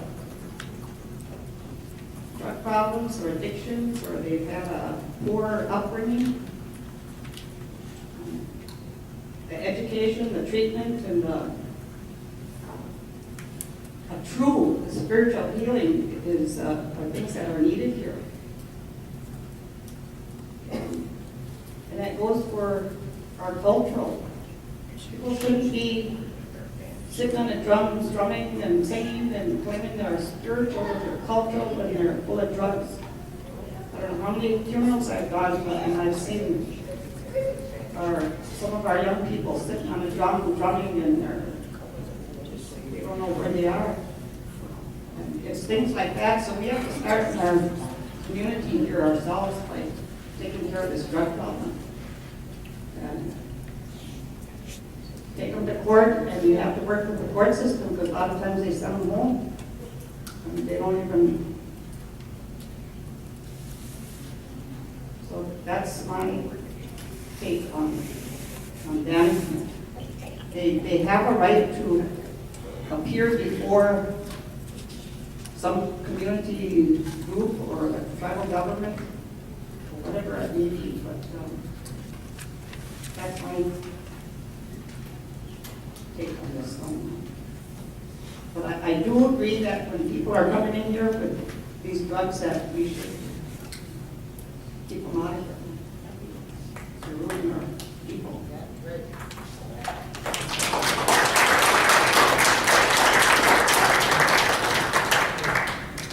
Thank you. I was hoping to hear, wanted to accentuate Mr. Ryan, having him accentuate some of the successful strategies that are occurring in Indian country. You know, this is a problem that's very extensive and it affects so much of Indian country, and there's a lot of history that brought us to the current situation we're in today. A lot of bad federal policies that have disenfranchised us from our culture and the spiritual things that have made us strong in the past. So hopefully you can expound on that a little bit, and some of the things that other nations are doing to help this healing process, and how we're going to make our members strong and whole again. Thank you, Mr. Jack. Here in Lac-La-Flambeau, you are doing a lot of great things. We heard that Healing to Wellness Court program is a new initiative. It's coined Healing to Wellness because that's really the mentality of it. Is how can we help support our members to ensure that they're not going to be incarcerated. That's a non-punitive approach. That's a restorative justice approach. To be able to surround them through family supports and service providers to be able to go and encourage them to walk that good path again, be on that red road. That's something that the tribe here has established, and I know a lot of community members partake in that process of actually volunteering to sit on that panel to be able to help their fellow community members, and I respect them for that. We also see some new innovative ideas coming through. We hear from the community that a lot of our young men are struggling with employment. That leads to despair and hopelessness feeling. And we know that the band recently received a grant amount to be able to try and help these young people to get an education, their high school diploma, to be able to get a trade, and also to build some leadership so that they're able to go back to work in a positive way. Those are just some of the new programs that are coming around the bend to be able to help the community, because it's a holistic approach. It can't be singular. And we also know that we look to our other bands, our sister bands, our cousin bands, and look for guidance. And a lot of those bands are using restorative healing approaches. And so when you're looking at it, child welfare, I'll use that as an example. Child welfare is an area that a lot of times has historically been very negative to our people, our children being adopted out. So much so the federal government had to enact the Child Welfare Act. So when we look at different models, why do we continue to want to mimic a federal government or state government when we know that it is not working? So how do we make it our own? How do we make it our community own? And how do we empower these young families to be able to raise the next generation of children in a good way? And you know, a lot of that does come to resources. So that's one of the areas that I'm going to try and help Black and Flambeau, is to be able to identify how you're able to be self-sustaining, not having any funds from child revenue, and actually provide more services. In the previous band I worked for, one of those initiatives was that they had a large child welfare staff, because the late Marge Anderson, she said, I don't want any of our children adopted out. I don't want any of our children adopted out, and I want them to remain in the community, but I want them to be able to live a healthy lifestyle. And you know, so the tribe took over that. Instead of allowing the state to do it, we took over all matters in Indian country that dealt with our children. And we did a better job. Why? Because we kept the children in the family home and surrounded them with services and the family. We brought their went out there. We brought spiritual advisors and elders to the table to say, this is your community. How can you help your families? Getting those aunties and uncles invested in that approach. Those are just a few strategies that are out there right now in Indian country. I heard a little bit talk about the Drug and Gang Task Force. Well, we know punitive measures don't work. Research has shown it. And I hope I'm not offending anyone, but that's the reality of it. We know incarceration is not a deterrent, that the death penalty is not a deterrent to crime. The statistics show it.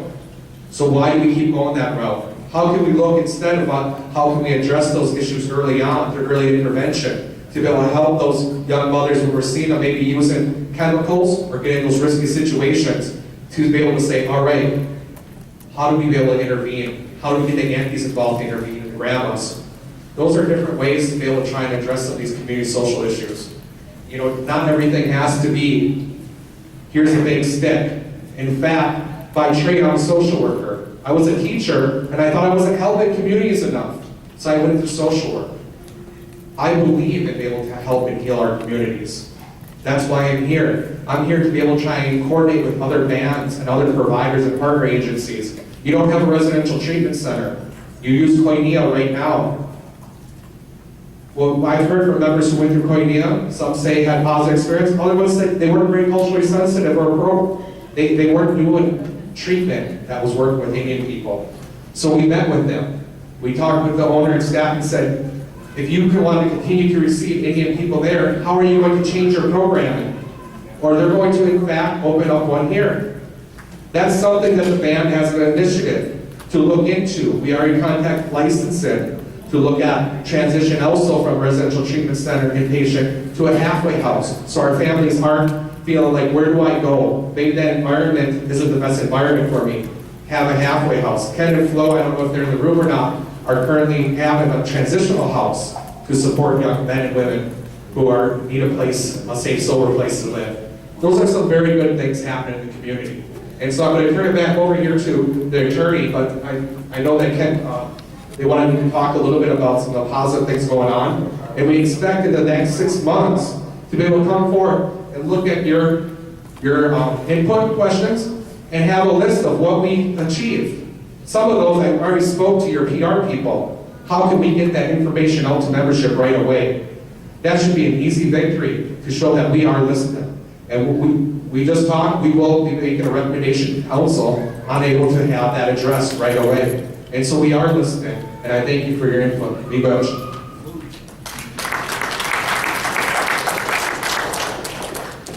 As you can see, while people were speaking, I was going through some of the questions that we had posed and just filling in some of the blanks. Some of these are, you know, you can look at the title of something. Some people will say the title of a document is important. Others will say it's the substance within the document. That's the most critical point. So these are some of the questions that we posed is, with regard to the title of the proposed code, would you like it to be titled the Exclusion Removal Code or the Banishment Code? And these are items that can be addressed later. But in terms of the substance of a code, I think what I'm hearing pretty loud and clear is that, any code that moves forward must be by a referendum vote. You know, a referendum vote truly reflects the will of the tribe as tribal members. So we can open up the discussion for that, but I'm pretty sure I heard loud and clear earlier today that it should be by a referendum vote. Just could, she had a good, Alice had a good suggestion. Can you change that up there from the passage of the temporary exclusion and removal code? So that wouldn't threaten everybody with the word banishment right off the bat? Okay. That looks a whole lot less threatening to tribal members, I would say, instead of just temporary. And then also make the code where nobody could change the law to exclude, to remove people forever. You know, that's one of the things, let's move down to that.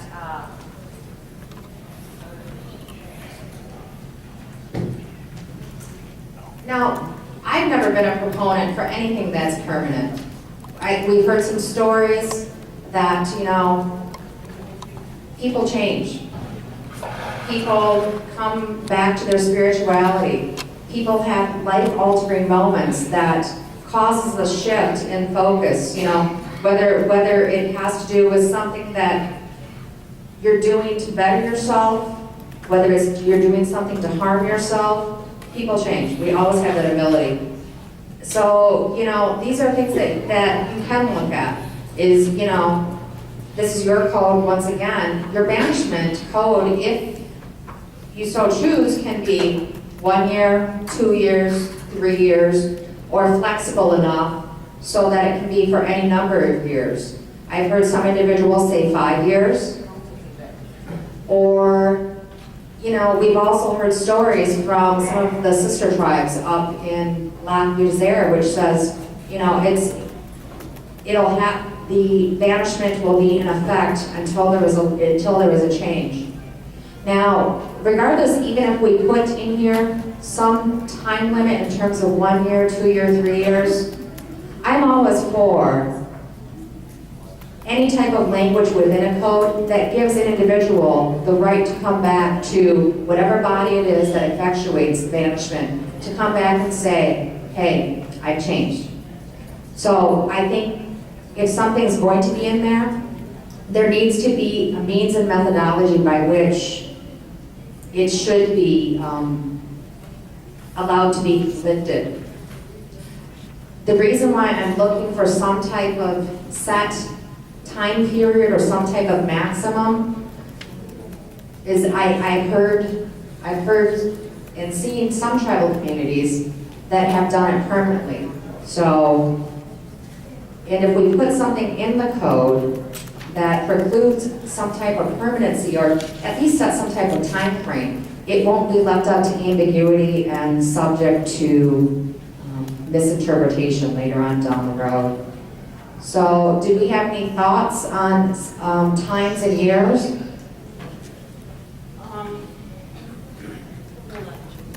Thanks.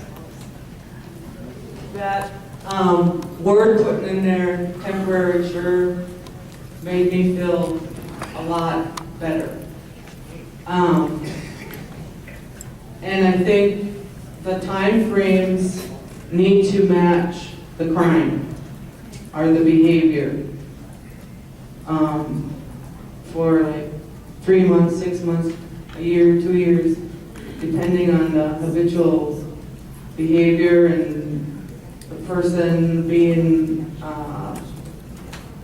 good for so long and then going back into behavior because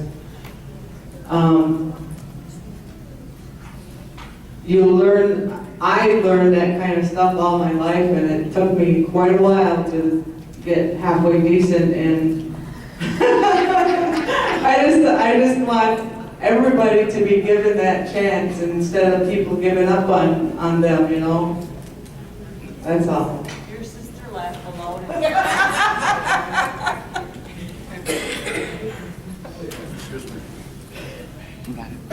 Thank you, Dean. Chris. As I was relating before, I agree with the time frames as far as what the behavior or the crime was, but also in the time frames there needs to be, have they went to treatment, have they sought counseling, they need to prove that they are changing their behaviors. And I certainly agree that on certain crimes, especially against our women and our children, when you're talking about the death of a child due to someone contributing drugs to them, or the rape of a woman, and that rape does not go away forever. And I know that. And I think that that's one of the things that we really need to take a look at as a people. I think that in the last 20 years or so, there's been a lot of this behavior that has resulted in death, not only of our children, but of our young people.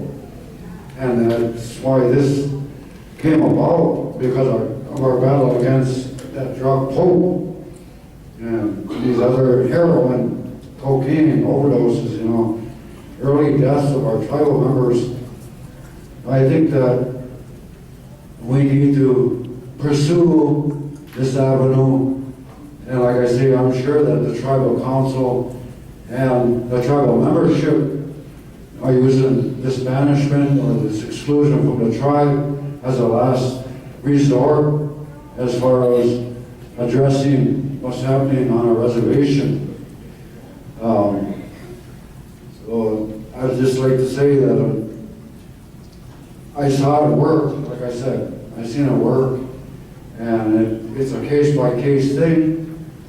And I think it's a great tool that we can use to help our prevent crimes against our women and our children. I don't know any of the 50 or so non-tribal members that were banned recently from our tribe, but I understand from the grapevine, the tribal grapevine, that they were providing a lot of this coke to our membership. So I'm one of them that say I don't really miss them, because maybe it saved one of our children, one of your children, one of my relatives, I just wanted to say that much. Thank you. Thank you, Mr. Williams. We met for several hours yesterday talking about a lot of this material that's being presented today, and one of the things that one of the group mentioned was the fact that if you're going to move towards this exclusion type of scenario, then are they going to be able to access tribal resources to get the help they need? This was an important question. I wanted to brought it out. I thought it would have been brought out before now, because then we need to kind of like formalize the policy. No tribal, it's kind of like the Navy SEALs. We don't leave our people behind. We don't. We mass our forces and we go in there and we get them. We save them. So, kind of thinking along those lines, that we can't leave our people behind. This is this whole idea of restorative justice. Is we need to make every attempt to provide every resource we can to our tribal members before this ever occurs. Banishment. That's just too fine. I don't like it. So what are we going to do? How are we going to get the resources that we have in our community to be accountable to the needs of our community members? That was part of the reason why we hired Mr. Ryan. And I hear a lot of that today. So that's kind of where I would like to see the discussion head. Is what kind of helps can our departments and resources give to our people? How do we make that happen? How do we make that happen? Mr. Ryan, do you have any ideas for us? The triangle. But that was an important discussion. I thought, you know, if we were gonna move toward evolving this restorative justice model in our community, then let's make it a policy of the nation. And that's what I did with the nation building whole concept is we're about people. We're about the people in our community. And we're about restoring and revitalizing our culture and our systems that have made us work well for us for thousands of years. I hear Betty Jo refer to those things and those values. So those are the kinds of things that I would like to see encouraged. Mr. Jack, I'm not here to give all the answers. You all are. And I think, you know, he pointed the question out there correctly. What do we need in this community to be able to curb some of the social issues we're experiencing? And maybe that might be a good discussion to have. What are some of your ideas where you would like to see additional resources enhanced or programs developed to address the needs of your community? Because being solution focused is going to be a key part. How can we be able to develop, what are we lacking internally in our community to be able to provide for our most at-risk populations?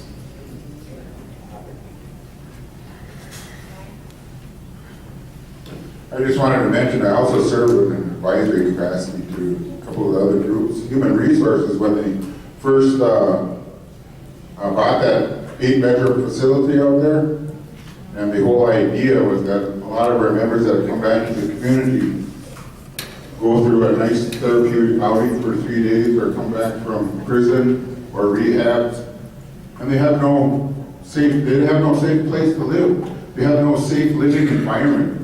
We thrust them right back into the same environment that produced and made it go where he had to go, or her.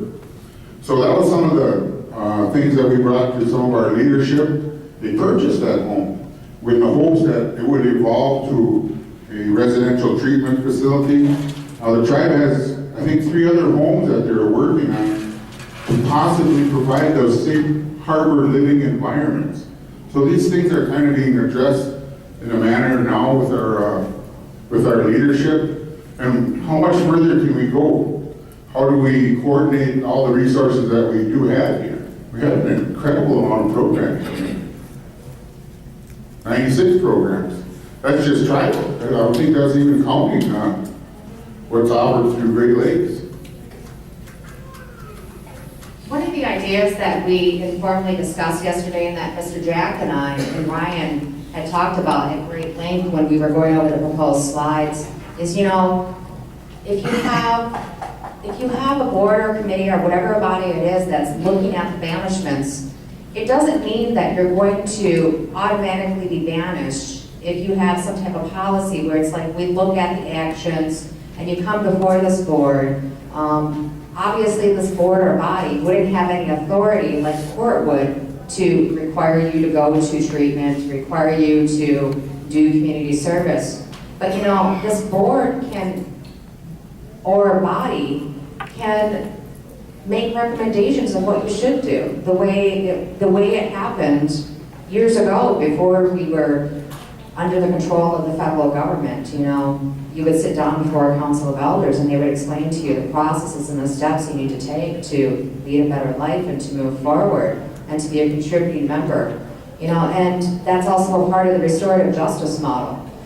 Brian and I and Mr. Jack, we also discussed that, you know, not all the tribal members are aware of all the programs that are out there and what committees are available. You know, this could be something that we could put into the code saying that there's a letter that gets issued out by your tribal council elders or whomever it is that says, here's all the programs that we have. These would benefit you. Here's the numbers of the individuals you need to contact.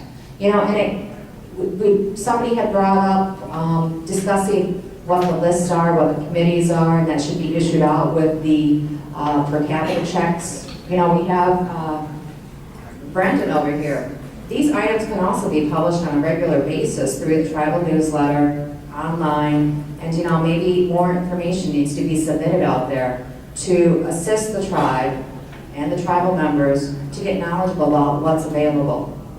Some ideas to throw out, and I've been clicking through these slides and just filling in some blanks.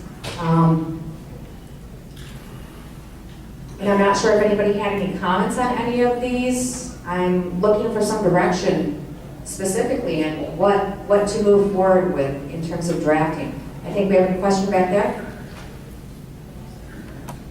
Your paper?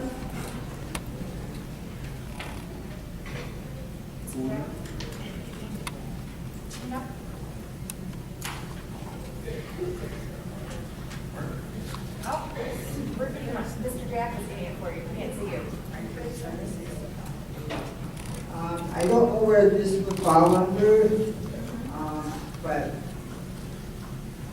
there were nights that we were sitting in a casino at a snack bar and you see these young kids all strung out. And so where in the world do they get this money to be that way when they're living on welfare, and whatever? There's got to be some way to stop the selling of these food stamps. Hey, some of them get to $900 to $1,000 a month and sell those for drugs, whatever that weed is, or they're getting their friends out of jail and stuff like that. There's got to be some kind of a control on that and fighting over it. That's how they're buying that hope.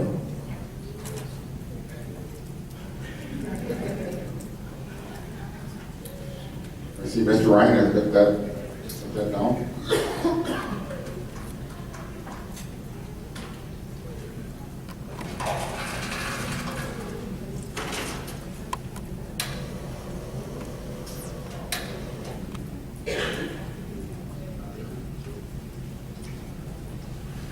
Okay, I had a question about the referendum vote.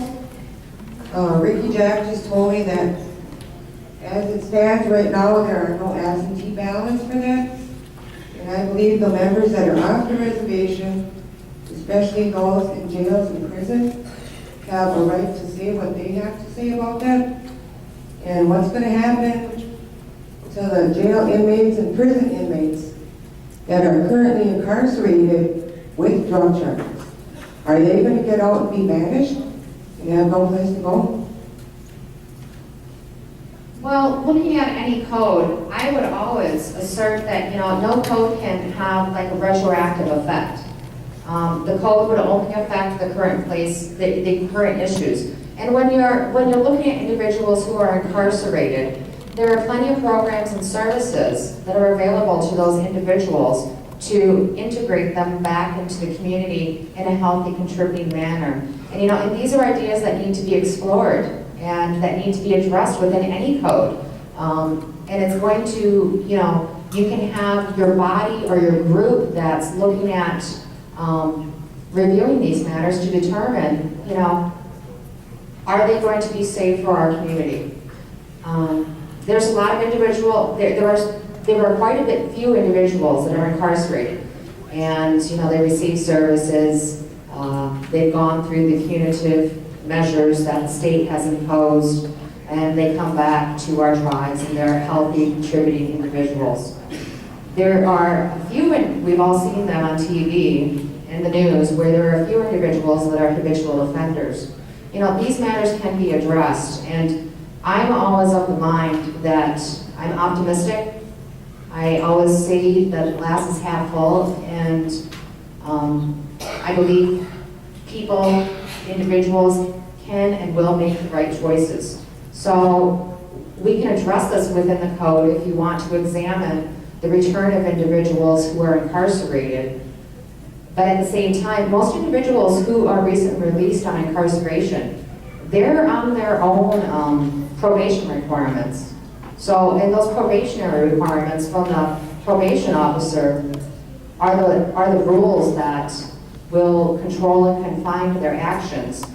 And I have not known many individuals to violate their probation for fear of returning to incarceration, because a lot of individuals that are currently out on parole, they were released early for good behavior, and they've seen the inside of imprisonment, and most do not want to return. And that can definitely be and will be addressed. Alice?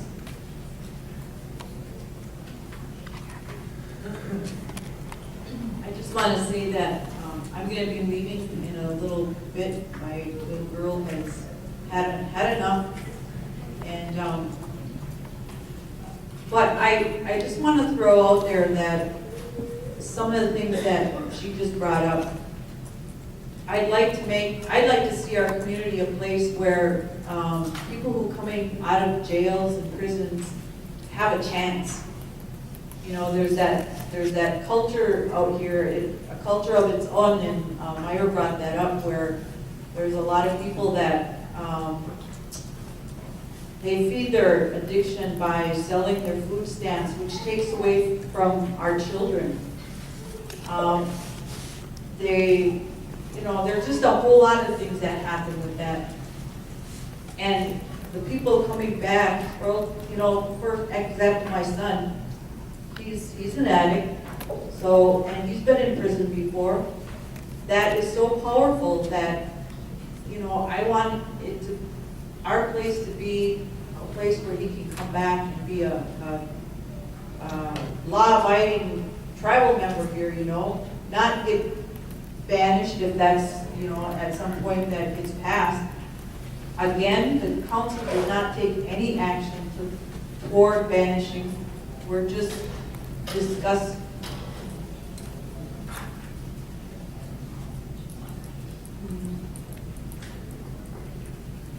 Okay. Jonelle wants me to tell you that addicts are going to be addicts, and they're going to be that way all the time, and that they just have to take it one day at a time. So those are the kinds of things that we're going to have to deal with. I'd like to see our programs or our people come together and try to make things better for our people. I was talking to Marlene, who worked for the BIA for, I mean, I think she's retired now, but she brings up a good point. She had to do her job. She had to show that she was doing her job every month. And if she wasn't doing her job, she wouldn't have a job. So we need to make people accountable. We need to find out what kind of programs our elders need.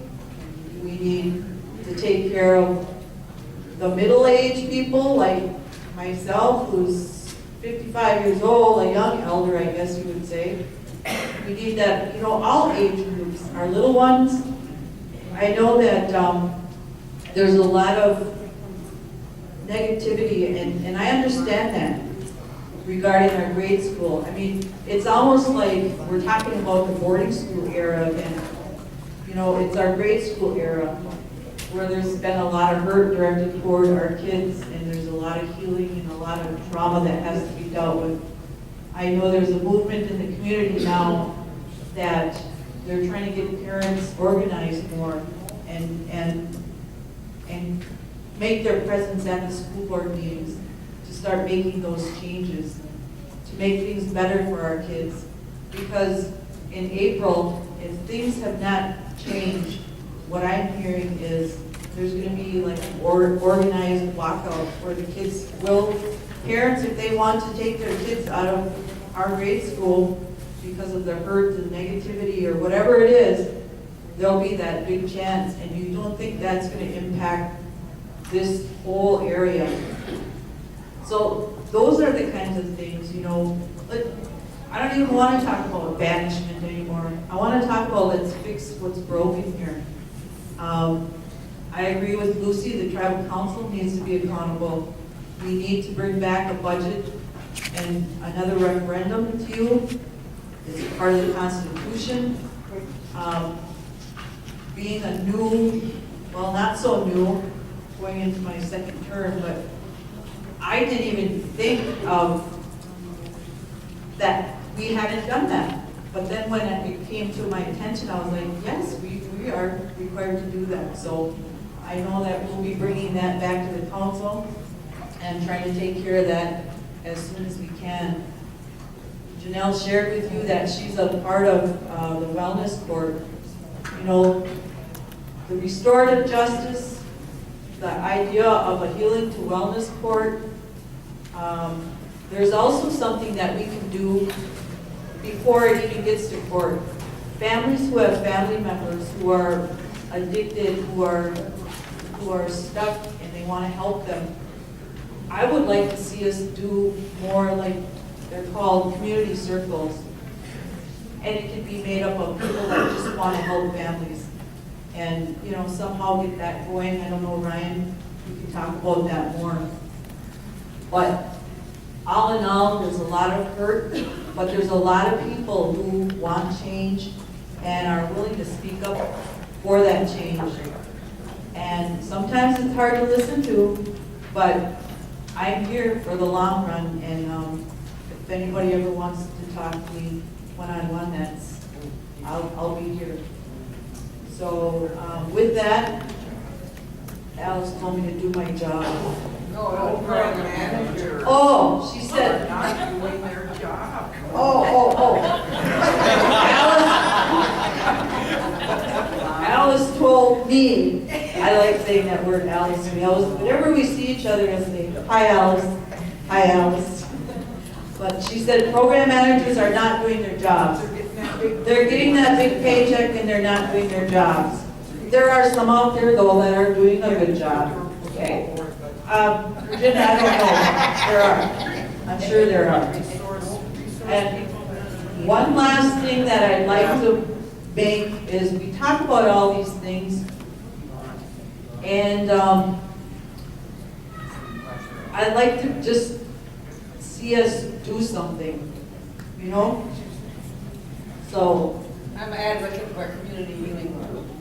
Virginia's an advocate for community healing too. Willing to sit out anything that and I'm gonna put her to work. Okay. Be good. Our other council member, our very esteemed Vice President, Michael Allen, would like a few words. I put him on the spot. Good afternoon. I think it's good morning yet. Anyway, I got here about half an hour, 45 minutes ago, but I heard a lot here what the people want, and I just want to make things clear as to where this tribal council is headed. I know they mentioned banishment. They mentioned a list, and we don't have a list. We're not talking about actually banishing our tribal members, and I just want to make that clear from my point of view. And I believe in this community healing, and there's a point where we have to start. There's a point where we got to resolve this, and it's going to be a long road ahead to do that. So that's where I'm at with this. And, you know, as we go, I know there's going to be more meetings. So thank you for letting me talk. Thank you, Mike. Certainly appreciate all our council members that came here tonight, partaking this great endeavor we're embarking upon. So I think we're going to start winding down here a little bit, and Mr. Williams has offered to say a few parting words for us, and then we're going to close out our session with a song. And Ms. Tanya Wanagijik is going to be available for anyone here, and of course me and Ryan will be here for anyone who wants to kind of stick around and carry on some more conversation. So we'll be here for a time to facilitate any discussion you guys want to continue on with. So I just she wanted me to make that known to you. And Joseph would like to say a few words before we continue to our closing. Wish I would have been today.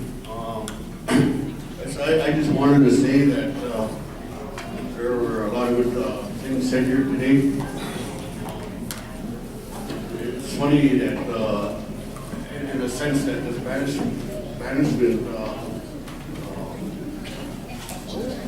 has come to light, that it brought community members here to start thinking and looking at some ideas.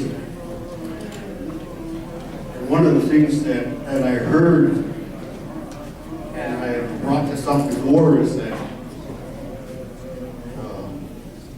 there's a lot of hurt in this community, a lot of trauma.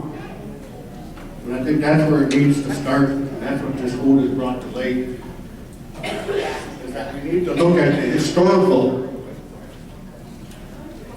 that every one of us have faced as a community, families.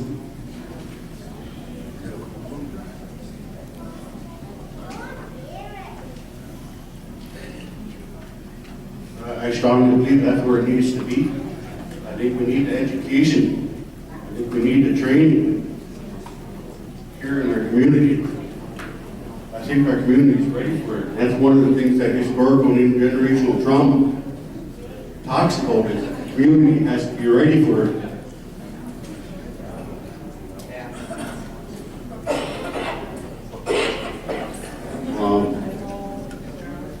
There's a lot of resources here in our community, tribal members that have knowledge of certain things, community healing, spiritual healing. We need to tap into, put our resentments aside that we have toward one another. We all have some type of grief. I think we need to deal with that. And we'll start working as a tribe, as a family. I'm not perfect. I made my mistakes. I've been incarcerated. Did a lot of dumb things. I'm 13, almost 14 years in recovery. Alcohol and drug free. I smoke cigarettes, I drink coffee, I chew snuff. And I'd like to give Janelle for speaking up to one of our young people here. She said something that's very true. Once an addict, always an addict. And I think we need to deal with that. Those issues that we have here. The spiritual part of it, in my recovery, that's where it came from. I spend a lot of time in the woods. I do traffic. I hunt. I have some friends that I hunt at night with. You know, that's what keeps me going. A lot of people, you know, think otherwise of me, but you know what? I have a heart and I care for each and every one. And I hate to see our people, you know, suffer the way that it is. And we need to think outside the box. We need to get out of this box. And we need to have these programs. Start thinking outside the box. And we need to think outside the box and work within the box too. So, I hope.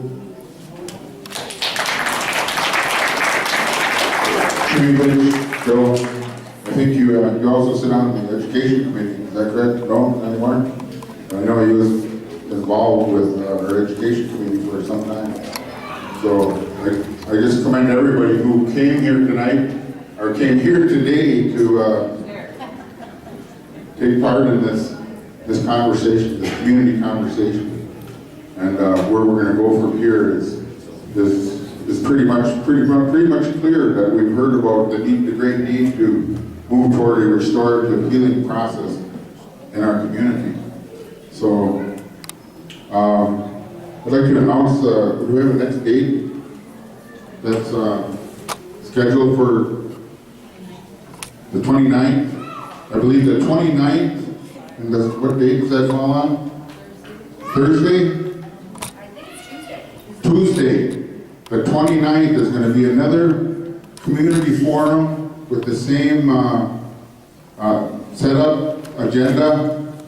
And I think one of the things that was suggested before, but we didn't get to today, is we're going to have some breakout sessions so we can start formalizing this healing process. What are the things that we need to start working on? And one of the things that I would like, that I've heard from our group and some of the commentary today is perhaps we could get some of our program people together, maybe separately, or maybe have them join us to see how we can mesh this all together. So I would like to see that, at least as a part of a suggestion, since it was suggested several times, our group and the community, to involve our project managers who are involved with our all the services that they do for our community.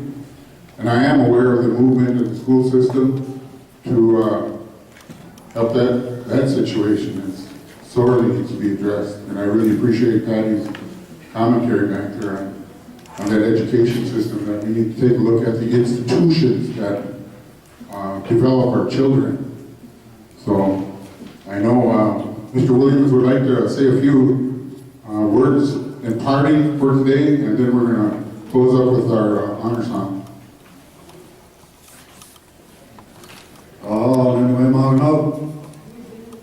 I just wanted to say a prayer for all our families. I ask the Great Spirit and all His helpers to protect our elders and our leaders, making the right decisions in regard to this initiative that we're undertaking. I also ask the Great Spirit and all His helpers to keep our women strong. They're the backbone of our families. I ask the Great Spirit and all His helpers to protect all our children. I also say a prayer for those people that are incarcerated at this time due to this ravage of drugs and alcohol that destroy our families and our communities. I ask the Great Spirit to keep you strong. It is good to see you all here. And I ask the Great Spirit to kind of lay a gift, what they call a cedar ball, in front of you for coming here for your people. By coming here, you might have just saved one of your children, one of your relatives. That is the way things go. We practice discipline in our families. I know I do. And that's what keeps my family strong. We have to practice strict discipline. Sometimes we tell our young ones that, well, I'm ignoring you because of what you've done. And that really hurts a child, just to be ignored for a little while. So they correct the behavior right away because they want your love and your attention. They know when they do wrong. And that's what this banishment code is all about, disciplining our people. We cannot be afraid to do that, otherwise we'll become weak and we'll all suffer pain from that. There's an old saying, when one tribal member suffers, we all suffer. I believe that, and it takes community to raise a child. I just want to say that much. The song is going to be mainly for the women, like I say, the givers of life, the keepers of all these songs. Oh, language.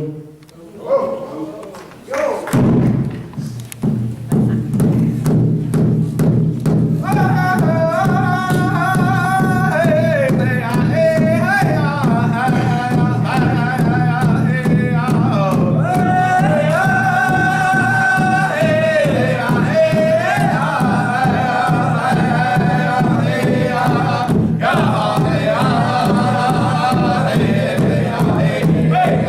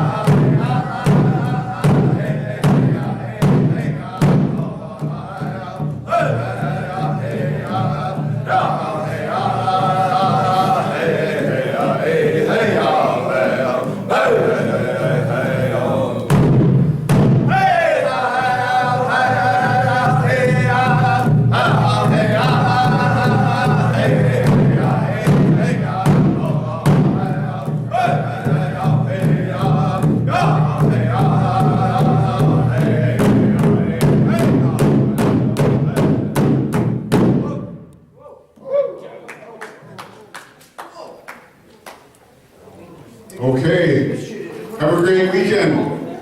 I think your turn it in, should be takes about 45 minutes. Turn that in about half hour ago. So they should be ready shortly. Have a great weekend, people.